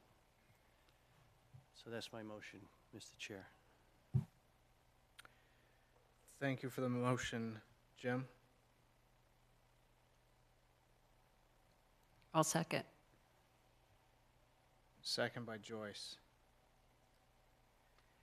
Any discussion on the motion? Jeff? Yes, Mr. Chair. I appreciate Jim trying to move through all of them. I guess with the motion as it's drafted, or proposed, I have some concern because I have to say I disagree with 6E for public safety.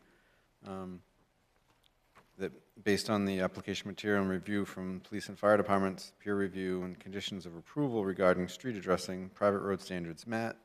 And we also have the staff note that the board should review snow storage and site conditions relative to this finding. And I guess my opinion still kind of stands from our original talks. With this hammerhead, the way the city currently plows and where their responsibility ends is going to always remain, and correct me if I'm wrong, Steve, right? Where it currently says street sign and we go from the white to the shaded area, that's where the public right-of-way is still going to end, right?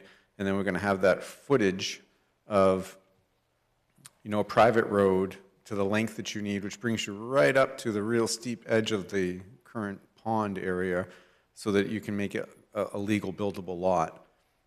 So the city is still going to be plowing snow and dropping it there. And since I was the only one who didn't get the memo and showed up to meet Shannon there on the first site walk, with 4 inches of snow, there was a very significant pile of snow. It was so significant that it was still there when we went for our site walk. And I understand that, lots of people do have the means of moving most of their own snow.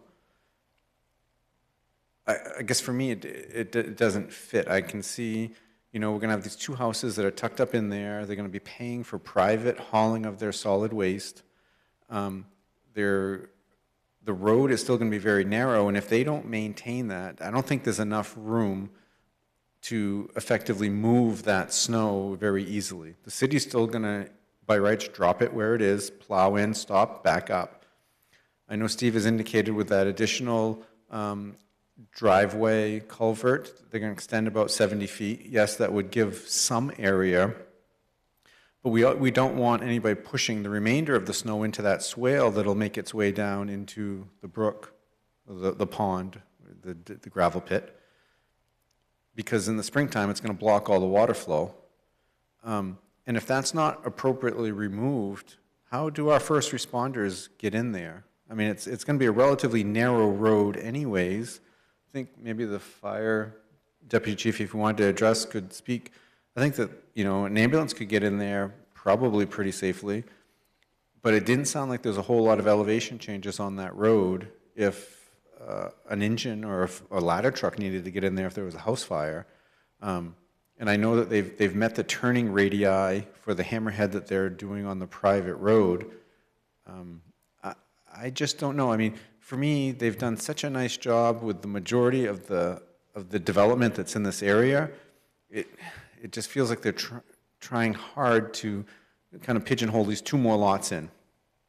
And the quality of life that I think most of the residents in that area are experiencing, I don't think will be the same expected out of these 2 lots. So for me, I'm not seeing enough here to have an adequate way for them to handle the snow storage.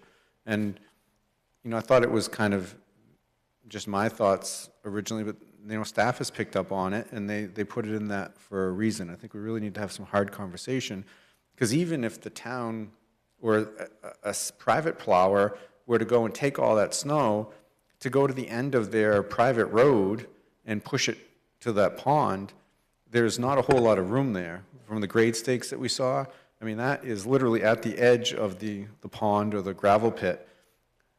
There's a lot of snow to try to jam into that one spot. And like I said, I don't think it's appropriate if they block that drainage swale for the driveways on this side. I think, there could be some springtime water retention there. So I have some concerns about the public safety and snow storage on that piece. So I guess with a motion on the floor, I couldn't support it because of that one piece. Thank you. Thank you, Jeff. So with that, we have items B, D, H, L, P, and T as well. Any items within those elements for additional discussion? I would have probably wanted to discuss additional buffering. I think when you got into there and we looked how close it was to the strawberry fields, not the strawberry fields, the Atlantic Heights subdivision. Was that part of what the previous planning board viewed as the significant buffer? Because it doesn't just talk about a buffer. Our ordinance reads as a substantial buffer to minimize impact. I mean, I think I could probably go either way. We could have some discussion on that, but it would be drastically different. I don't think it might not be enough for the noise, but the buffering should be at least discussed. If you were on that site walk, I think you would have seen it would be a drastic change. But those were my only two areas, Mr. Chair. Thank you. Great, thank you. Jim? So, Mr. Chair, on those two, first of all, I'm thinking of the buffering in the context of just the road, not the buildings that are going in, that may go in there. And so if we're thinking just about the road, I don't see where the buffering with Atlantic Heights would necessarily be a problem. I mean, the closest neighbor that I saw there was Mike Boldick's property. The private road would go closer to his property, but it looked like there was some proposed buffering to be done there. And I guess that's what I was focusing on, Jeff. Thank you very much for pointing that out. I tend to look at the whole package, and you're absolutely correct. My error, I wouldn't have any particular concern with the buffering for the private road. Thank you. And then the second point, I mean, I live on a pretty challenging private road that I plow, and, well, with help from neighbors, in case any are watching tonight. But I don't see, I mean, I would think they would probably get a private contractor to come in and do this. I can't imagine those people living out there would have their own trucks and plows, but maybe they would. But either way, I appreciate that there was a lot of snow built up there, but I would think whoever is going to be plowing that road would be out there probably just as frequently, if not more frequently, than the city plows. And I wouldn't be as concerned about pushing some of that snow into that swale area, although I know the applicant said they're not going to do that. I mean, if I were plowing that road, I certainly would, because there's plenty of land there. And I wouldn't mind pushing it up towards the pond, and as you're plowing down through, you'd be pushing it on either side. I suspect that people would learn how to plow that and to make it safe, because they would want public safety vehicles be able to service their house too. So I appreciate the concern, and I wish I had been, I hadn't seen the memo, and I wish I had shown up when you did, Jeff. so that I could appreciate it more. But I think that I don't think the snow issue is going to be a serious one for this private road. Thank you, Jim. Any other thoughts from board members? Joyce? I guess I'm just wondering if it's an issue, if Jim might want to break out his motion into smaller pieces and we could go through them one by one. I know that's more time consuming, but that way we could address each of them as we go. The other thing was as far as the wildlife, I wasn't clear as to whether the applicant was following, if they've already followed up with Inland Fisheries and Wildlife to get an answer to the question about the turtles, the impact on the turtles, are we saying he doesn't need to get an answer now? I thought the applicant said he already had an answer or was following up with an answer, so. We did, yeah, we did receive an answer from IF&W that they were not concerned about the project in terms of the impact on Blanding's turtles or bats. The follow-up question that the Conservation Commission requested that we ask is why they don't have concerns. So that's the piece that we don't have an answer to right now. If I were to guess, it's probably because of the limited nature of development, but I don't know that for sure. Great, thank you. So I have a few thoughts. We could, if the board would like, we could provide a condition that if a response is received by IF&W, that it's recorded, because that would be the fourth letter that we would have received from them? So that's, I think we're at 3 right now, and that's not very typical from them. So the applicant may not receive anything, so I don't know if I want to say we must receive something else from IF&W. So that's one thought there. The significant trees, there were a few of the trees that we observed on site. They were large. The applicant was working with the neighbor to remediate that based on some of that road work. It would be nice to keep them. I do see how difficult that would be. I think there was one other significant tree on site in the area of one of the buildings. I don't think that tree was in the greatest shape either. But we could talk about a condition regarding significant trees there as well. As far as the snow storage, perhaps, Emily, you don't have an answer for me, but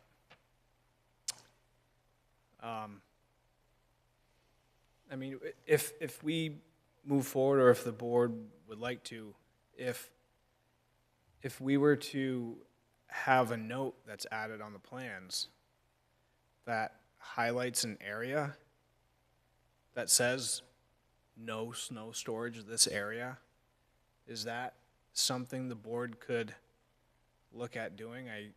I see Jeff's point. I see Jim's point as well. But I guess for the understanding of access to this lot, I'm not sure the snow storage resolution. I'm just weighing that element. I've seen Public Works plowing. There is limitations to their equipment. I've seen them just in my area. They have to plow parts of a very steep road because they can't get up and down. So they have a particular technique. It's one driver in one particular size truck. Meaning, if there's no place to put the snow, then there has to be an alternative. And then at the same time, if we were to highlight areas of snow storage, there could be a scenario, to Jeff's point, where there's significant snow, that there's just no place to put it except for, let's just say hypothetically, you know, the easiest thing is they just push it right straight down, whether the city is obligated to or not. They can just push it right straight down and back up. That seems pretty simple from plowing snow from behind the wheel. So just sort of throwing a few items out there. I guess circling back for the start, have you seen a scenario where we've specifically outlined no storage area? And how do you think DPW, for example, would respond? So thank you, Mr. Chair. DPW has already reviewed this. They did consider snow. They did not see it as a barrier to this development. They would have highlighted it. We only highlighted looking at it, meaning looking at it on your site walk. Maybe we should have been more clear in our note, because I know that's what the board wanted to do. So I just had it on there as take a look when you're out there to see site conditions about snow storage, because it came up previously. If you want to have snow storage areas, we can certainly do that, have them run through Public Works as a condition, is what I think what I'm hearing. We could certainly work with the applicant on that. That's fine. We have had snow storage areas in the past. It's just snow storage on someone's lot. Usually they own where we're asking this store the snow. Sure. So that's sort of what I'm getting at. So in a snow event, you know, what sort of control, lines on a paper versus out in a plow truck, the reality of, you know, the condition of what's going to occur. That's all, I guess. Maybe thoughts from board members on something like that, I guess. In the sense, just real quick, Emily, as well, if there were going to be one single family there, would the applicant come to us? Would we see the applicant here? I think that depends on whether the code office would consider that there's frontage. So I think that this is to gain frontage to this lot. So basically to make it a buildable lot. The fact that you're seeing two homes, I think is more relative to LD 2003 and what's allowable now under state law provisions. Okay, sure. So that's sort of what I'm getting at, is sort of the relevance of one unit versus two units. So really sort of irrelevant to the extension here that we're seeing. Okay.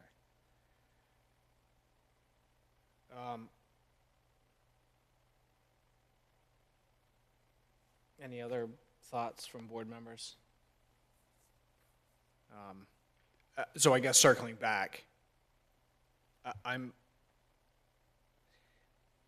not as concerned about snow storage. I think it's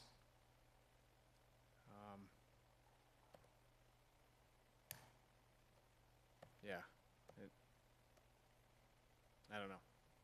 It's I'm aware it's going to need to go somewhere.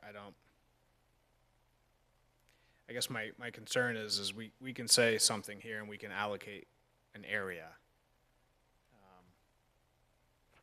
As soon as we get a 3-foot storm, it's all potentially irrelevant, because it's just gonna go wherever they can put it, kind of thing. So there's limited areas here, which is exactly Jeff's concern, that there isn't a whole lot of significant area. So I don't know. I'll stop babbling.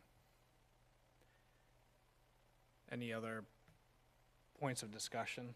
So we have a motion to amend the findings of fact, items 6, B, D, E, H, L, P, and T, to remove the last sentence in most when applicable and replace with, let me find my verbiage here. I have it in the notes that I can bring up on the screen. Sure. Oh, sorry.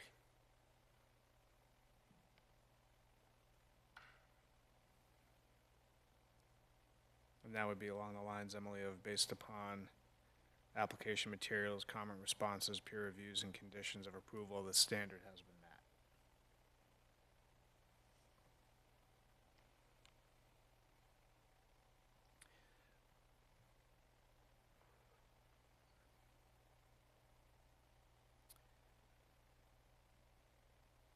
So with that, if Jim feels his motion still stands and Joyce's second, and no additional discussion.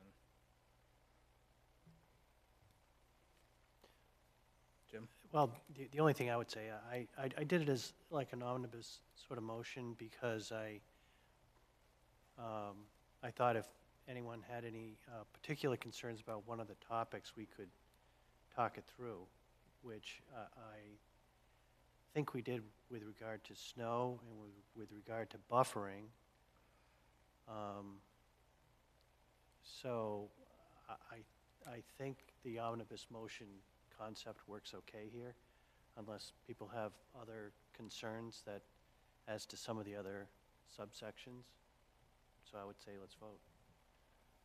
Mr. Chair, I'd just point out, this motion as worded doesn't include the public safety aspect. And I don't know if that's an oversight or if you meant to address the public safety question separately. But that would be 6E. I just didn't type it. I missed it. E is public safety. Is that what you were referring to, Joyce? Yes, and I wondered if, I wasn't paying close enough attention when you made the motion to know whether you mentioned B, D, E, H, L, P, and T, or if you had left out E to be discussed separately. No, I had intended, or if I didn't, I meant to say to simply eliminate the parenthetical phrase at the end of E. I just didn't type it, so I've added it, but it was mentioned. Okay. I had it as well. Okay. All right, well, with that, we'll move to take a vote. So those in favor of the motion as drafted and discussed, Matt? Yes. Jim? Yes. Joyce? Yes. Jeff? No. I will vote yes. Motion passes 4-1.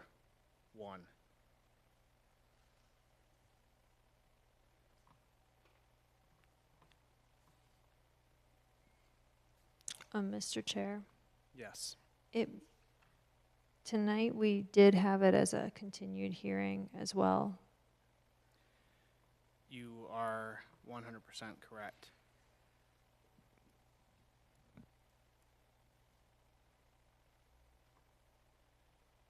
So I believe we've done this in the past, and Jim, I think it was one of your suggestions as well, is sort of talking about some of these findings and then kind of circling back, giving the public opportunity to discuss some of the adjustments to findings that we've I think spoke that's about. I think that's helpful, Mr. Chair, and so that's why I focused on the findings of fact right away, just so we could at least let the public know what we're thinking of. Okay, understood.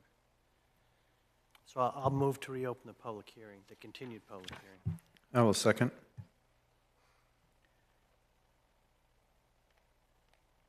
Thank you for the motion, Jim, and the second, Jeff, to reopen the public hearing. Any additional discussion? All right, those in favor, Matt? Yes. Jim?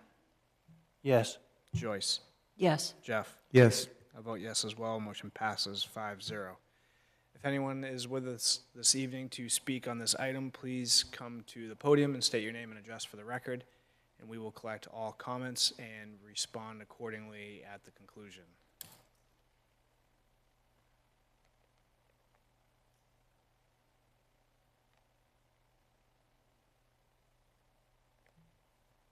Mr. Chair, with no member of the public choosing to speak, I move to close the public hearing.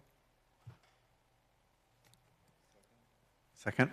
Thank you for the motion, Jim, and the second, Jeff.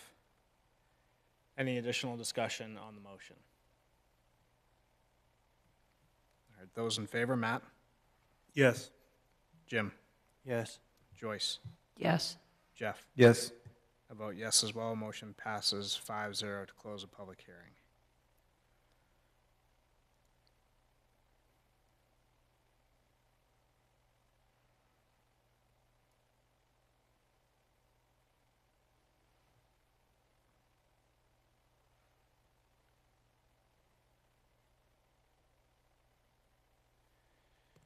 So with that, review, so we have our draft findings of fact that we've amended this evening along with our draft conditions of approval. Mr. Chair, I move to adopt the draft findings of fact as amended. Second. Thank you for the motion, Joyce, and the second, Jim. Any additional discussion on the motion to adopt the draft findings of fact as amended this evening? Matt? And Those in favor, Matt? yes. A moment of lapse of reason there. Jim? Yes. Joyce? Yes. Jeff? No. I vote yes. Motion passes 4-1 to adopt the findings of fact as amended this evening.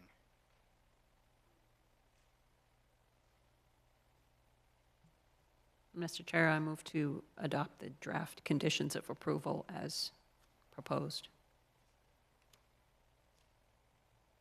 Second. Motion by Joyce, second by Jim. Any additional discussion on the motion to adopt the draft conditions of approval?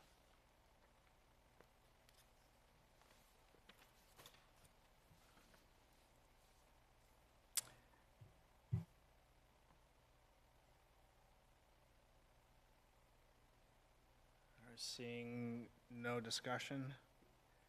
Those in favor, Matt? Yes. Jim? Yes. Joyce? Yes. Jeff? Yes. I vote yes as well. Motion passes 5-0 to adopt the draft conditions of approval as presented.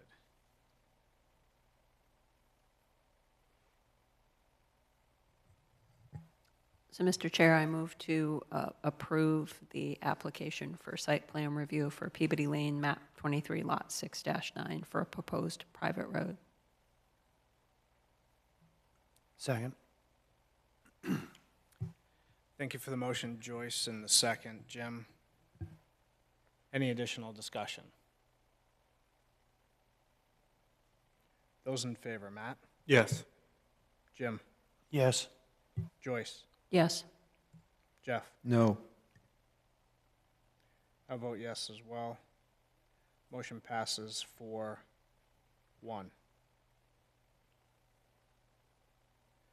Did that cover everything, Emily, on your end? Yes. All right, thank you. Great, thanks for your time, appreciate it.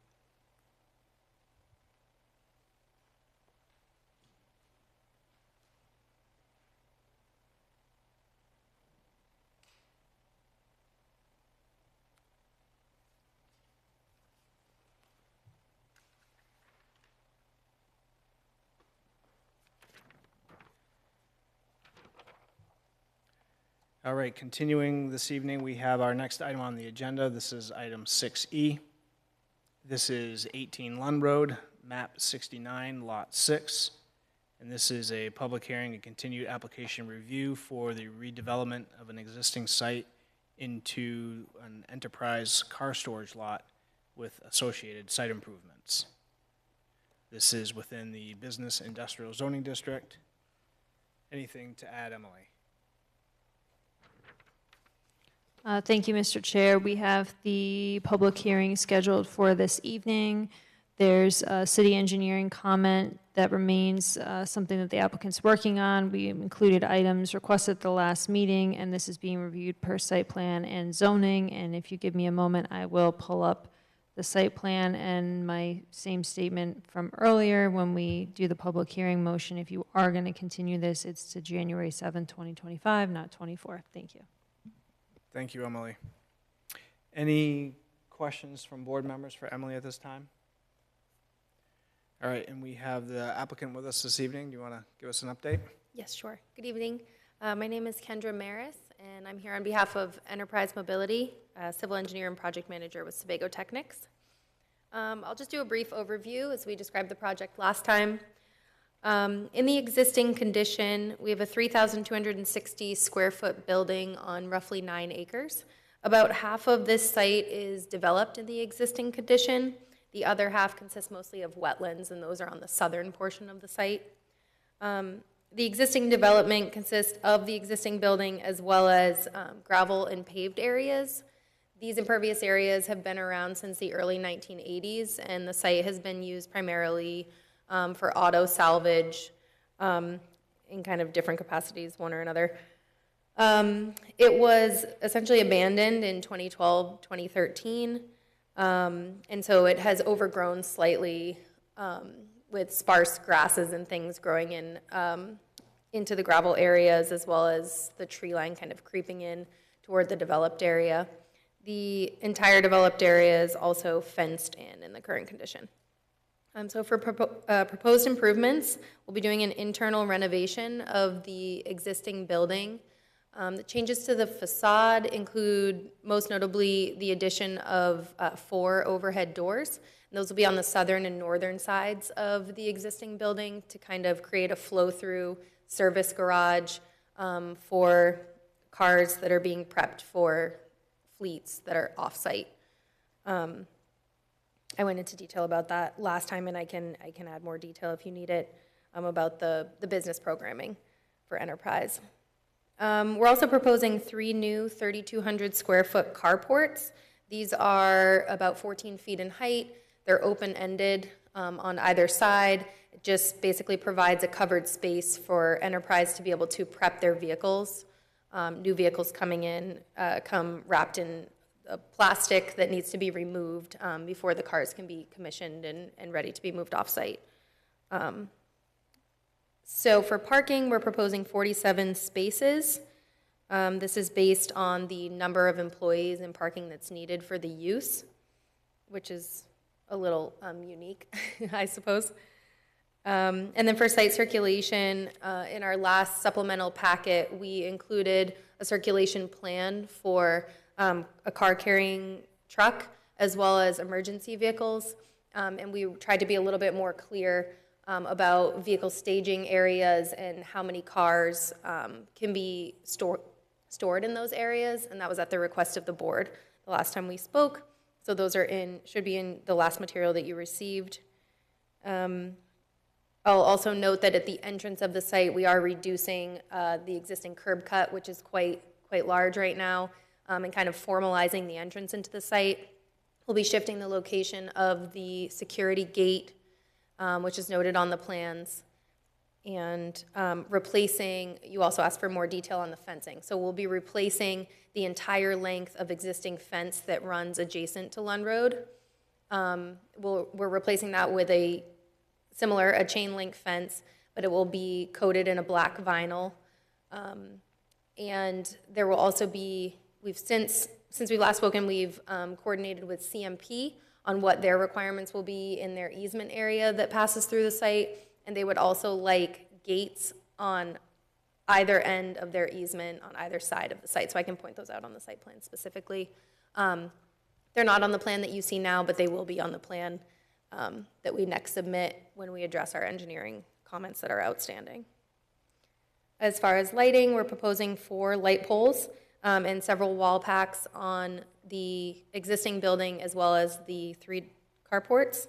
We've submitted a photometrics plan that we believe meets the requirements with cutoff fixtures, pole heights, and lumens not spreading over the property lines. For landscaping, you have received a landscaping memo, but I believe that memo was, the reviewer was reviewing a plan that was last proposed, not the last plan that we submitted. So I do want to make a correction. If you read through that, it was stated that we weren't meeting 1,800 square feet of internal landscaped area. And since our last submission, we actually are meeting that requirement. We're proposing 1,860 square feet of internal landscaped area. And we've added internal islands around the 2 light poles that are central to the paved area and the vehicle staging areas. You'll see on the updated plans. So I just wanted to clarify that. And we're also, we were asked to add additional plantings within the buffer between Lund Road and the fence line. And we have done that. We've filled in the different areas that don't have a natural buffer with proposed plantings. That's noted on the landscape plan. As far as utilities go, there'll be internal improvements for water, sewer, and electrical to support the new floor plan. And then since we last spoke, we've found that the existing pump station is inoperable. So we'll be replacing the existing pump station and as well as the sewer service line from pump station to the force main within Lund Road.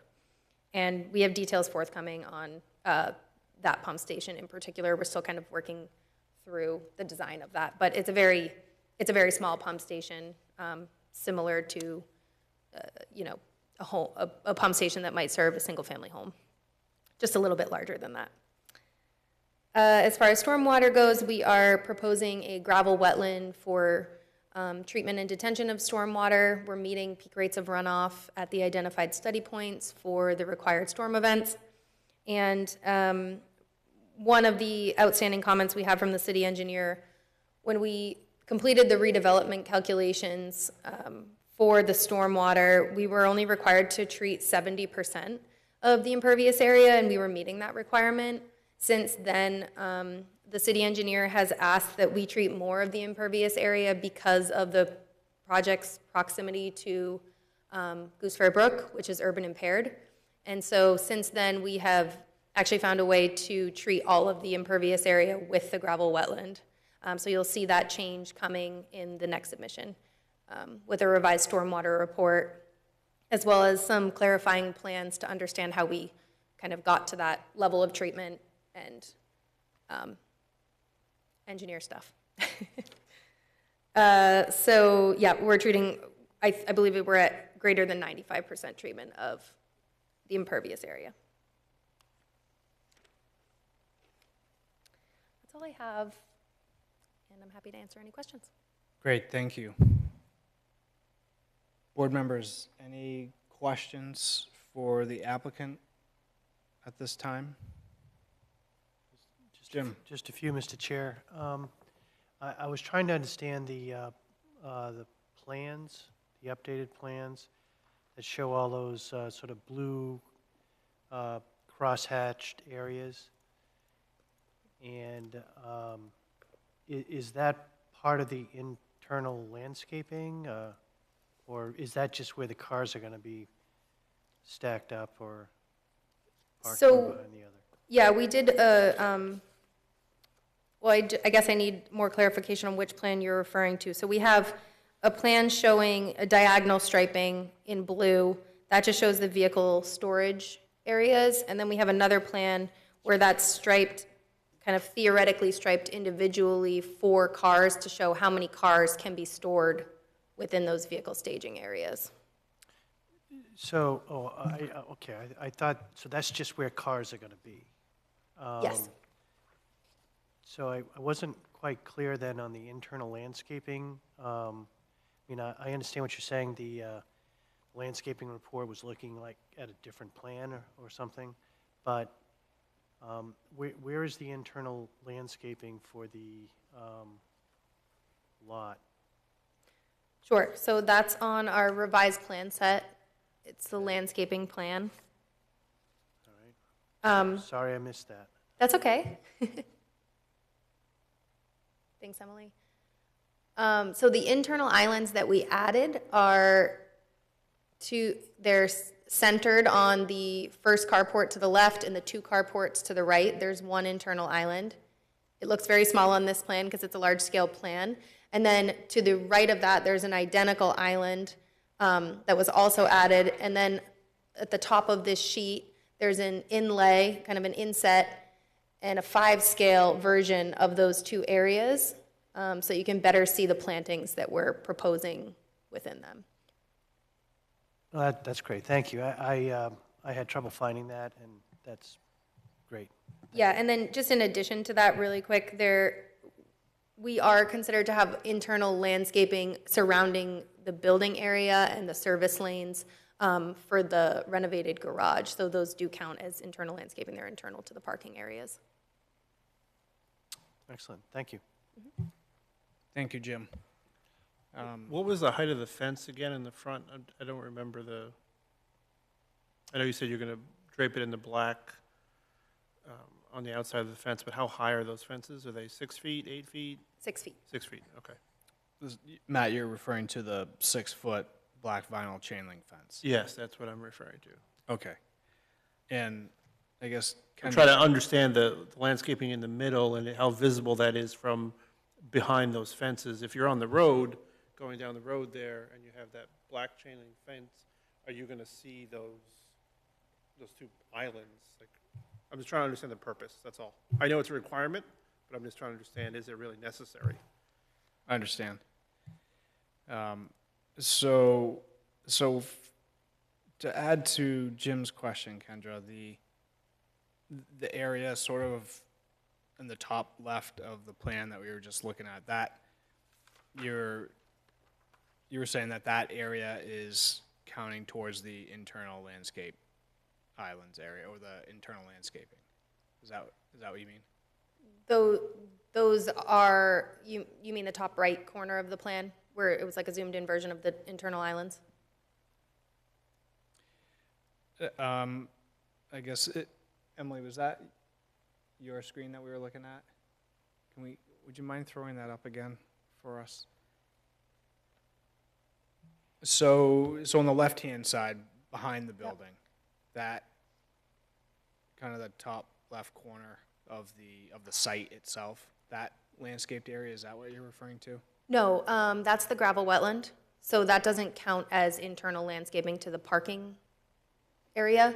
But the service lane that serves the garage of the existing building, that's lined with a strip of planted area. So those are all plants, yep, Okay, along there. And then we're also providing plantings to screen the dumpster. yep. That counts as internal landscaping as well. So that area and then the 2 islands, that's was it 1,800 square feet you said? Yeah, what's required is 1,800 square feet, and that's based on, I think, the number of parking spaces, and we're providing 1,860 square feet of landscaped area on the existing plan. Okay, the current thank you. plan. That was the clarity that I was looking for. We'll formally respond to the landscaping requirements we've received, and I'm going to show an area takeoff plan to make it clearer where those defined areas are, how much they amount to in square footage, and then hopefully we'll resolve the issue. Sure, thank you. Any other thoughts or questions from board members? Jeff? So, Mr. Chair, if I may, to clarify, I understood you said that the chain link fence along Lund Road would be replaced with a black coated chain link fence. So it'd still be an open chain link fence. There'll be no privacy curtain screens inserted into it. It'll just be an open, but the nicer look of black, correct? So you'll be able to see through and see those interior islands, correct? You will, however, there is buffering between. That was bringing me to my next question. You said Central Maine Power had asked to have access underneath their transmission corridor. And it looks like there's a bunch of buffering that's in the roadway median or roadway area on that plan that you just had up. And isn't there a fairly large like swale there, a drainage swale on the side of the road?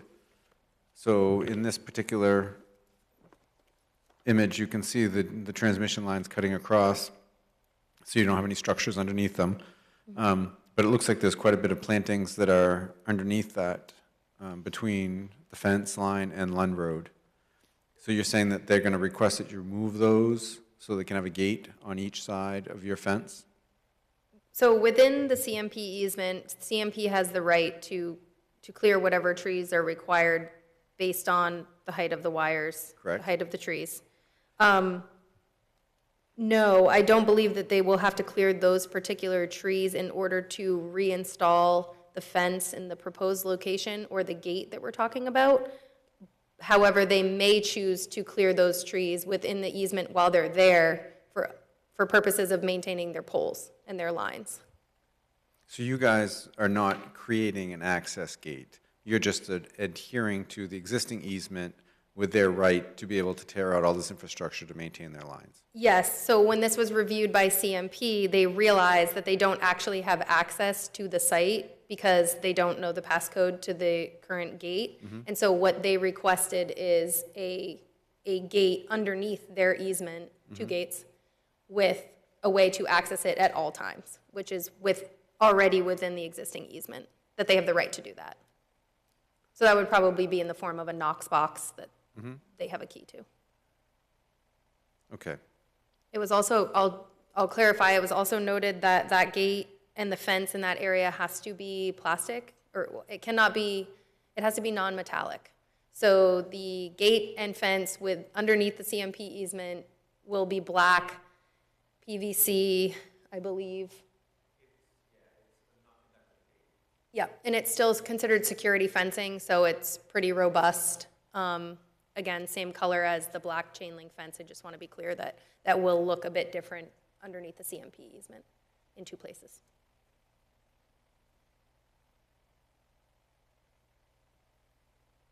We'll include the specifications in our next submission on the both types of fencing. Thank you, Jeff. Any other thoughts from board members?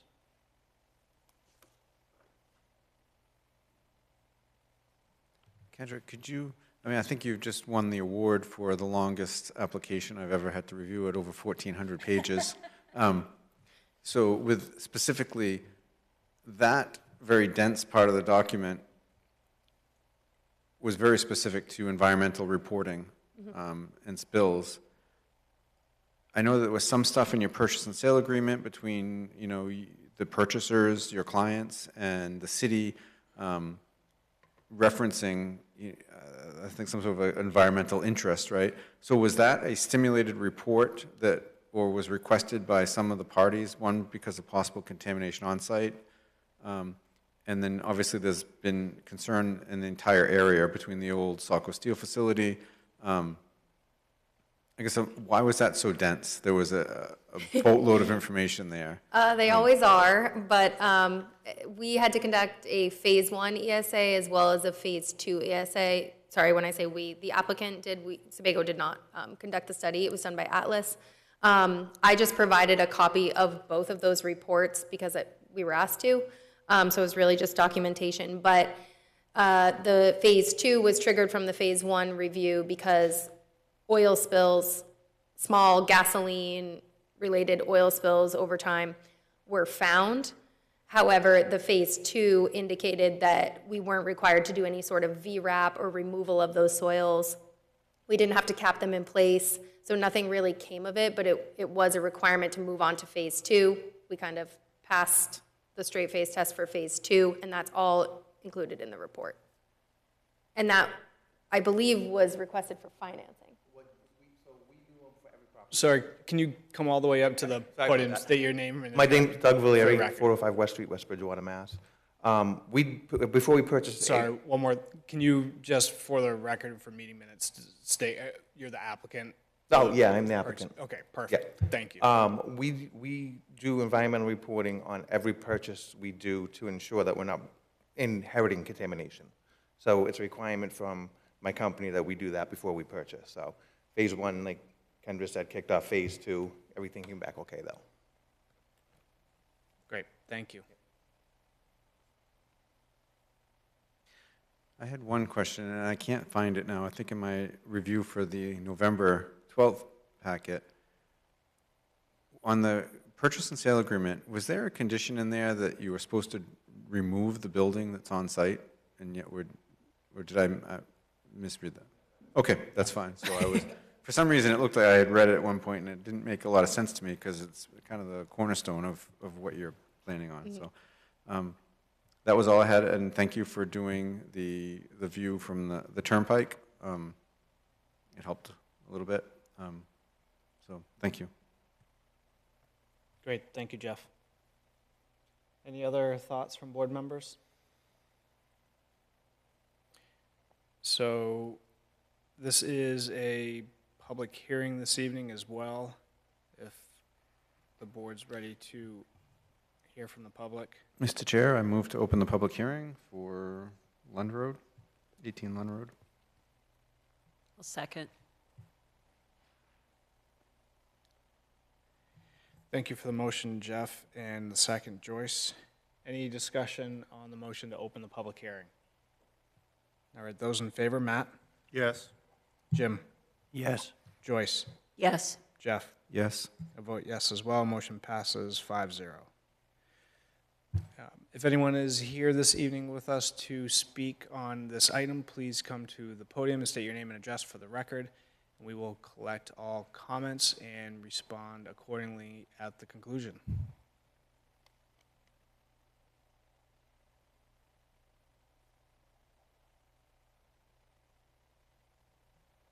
Mr. Chair, seeing no members of the public coming forward to speak, I move to continue the public hearing to January 7th, 2025. I will second.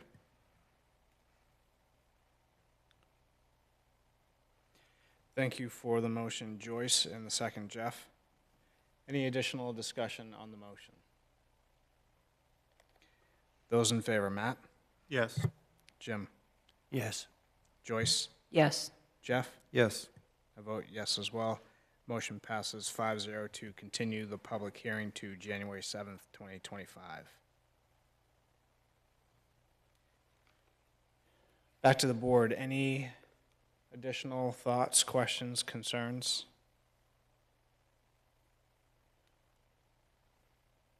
I think the board was fairly content. It's just some of the peer reviewers and responding to some of the city comments, but other than that, it seemed like the board was, again, fairly content.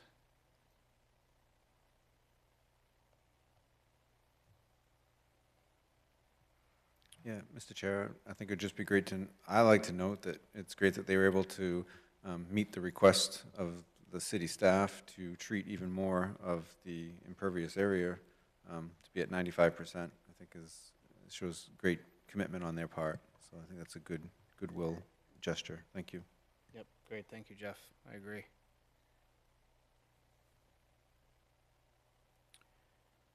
So with that, perhaps a motion to continue, and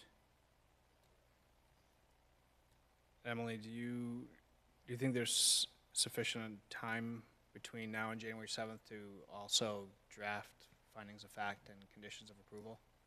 Yes. Great, thank you. Mr. Chair, I would move to continue review of 18 Lund Road to January 7th, 2025, and direct staff to draft conditions of approval and findings of fact. I'll second. Thank you for the motion, Jeff, and the second, Joyce. Any additional discussion on the motion to continue application review to January 7th, 2025, and direct staff to draft findings of fact and conditions of approval?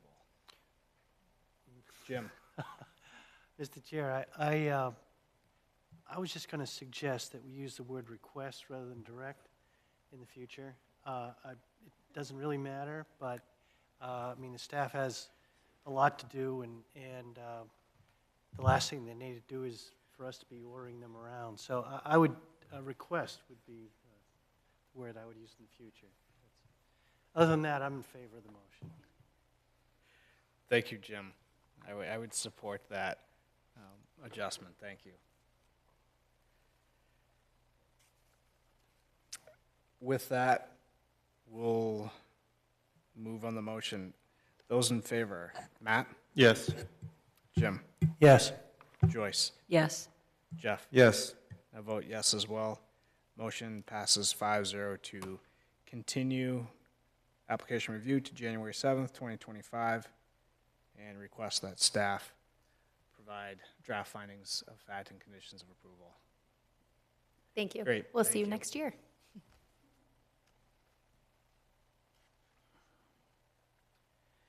All right, continuing along with our agenda items this evening, we have item 7, general correspondences. Emily, whenever you're ready. Thank you, Mr. Chair. We did receive general correspondence email from Kelly Archer, which we have printed and provided to you in the after the fact packet, so you have that. Also, while we were in today's meeting, I did receive an email for public comment for 18 Lund from Kelly Archer. I will make sure it gets documented into the next meeting packet while the public hearing is still open. Great, thank you. Any questions from board members on general correspondences?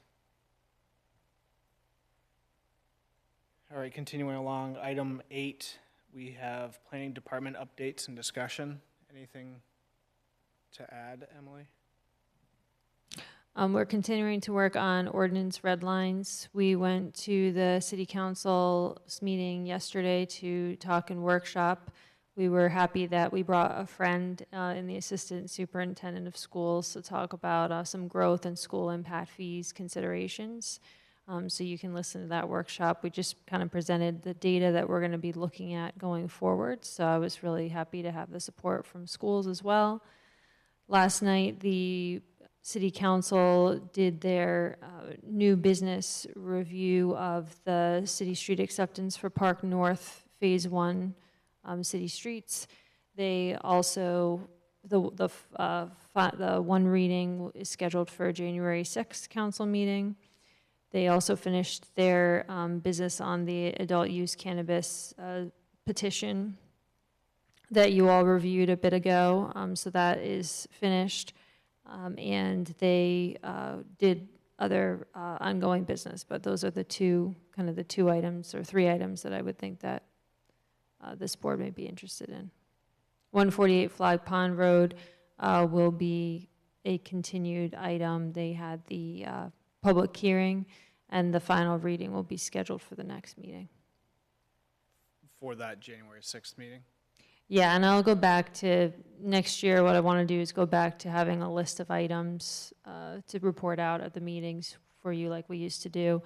We also are happy to report that our new assistant planner started. Shannon's still here, so a new assistant planner to assist with compliance-related matters.